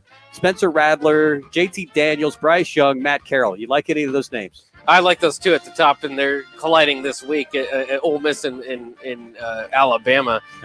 Young obviously has probably would be the best betting odds, I would think, or close to it, because he's got the number one team. Sometimes if you don't have a great year by anybody, you just go with the quarterback for the number one team. So I think he's got a great opportunity. But obviously, you could have your Heisman moment this week if Matt Corral gets that win. So. It's going to be interesting. It's some of those guys you mentioned, Spencer Rattler still on there. They're falling as well. So if you were to bet on, so you had to bet on one of those guys, I think I'd go with Young at this point. I'd go Young. I think that's a good bet. I mean, he's on the best team, and you usually have to make the 14 playoff or just right around that. Yeah, it feels like a lot of these teams are just, and that's why De'Ara King's not on it. That's why some of these other guys are falling. Uiagalelei has not played well. Uiagalelei has not played well at all. Nebraska will play back-to-back night games under the lights at Memorial Stadium. We learned yesterday, of course.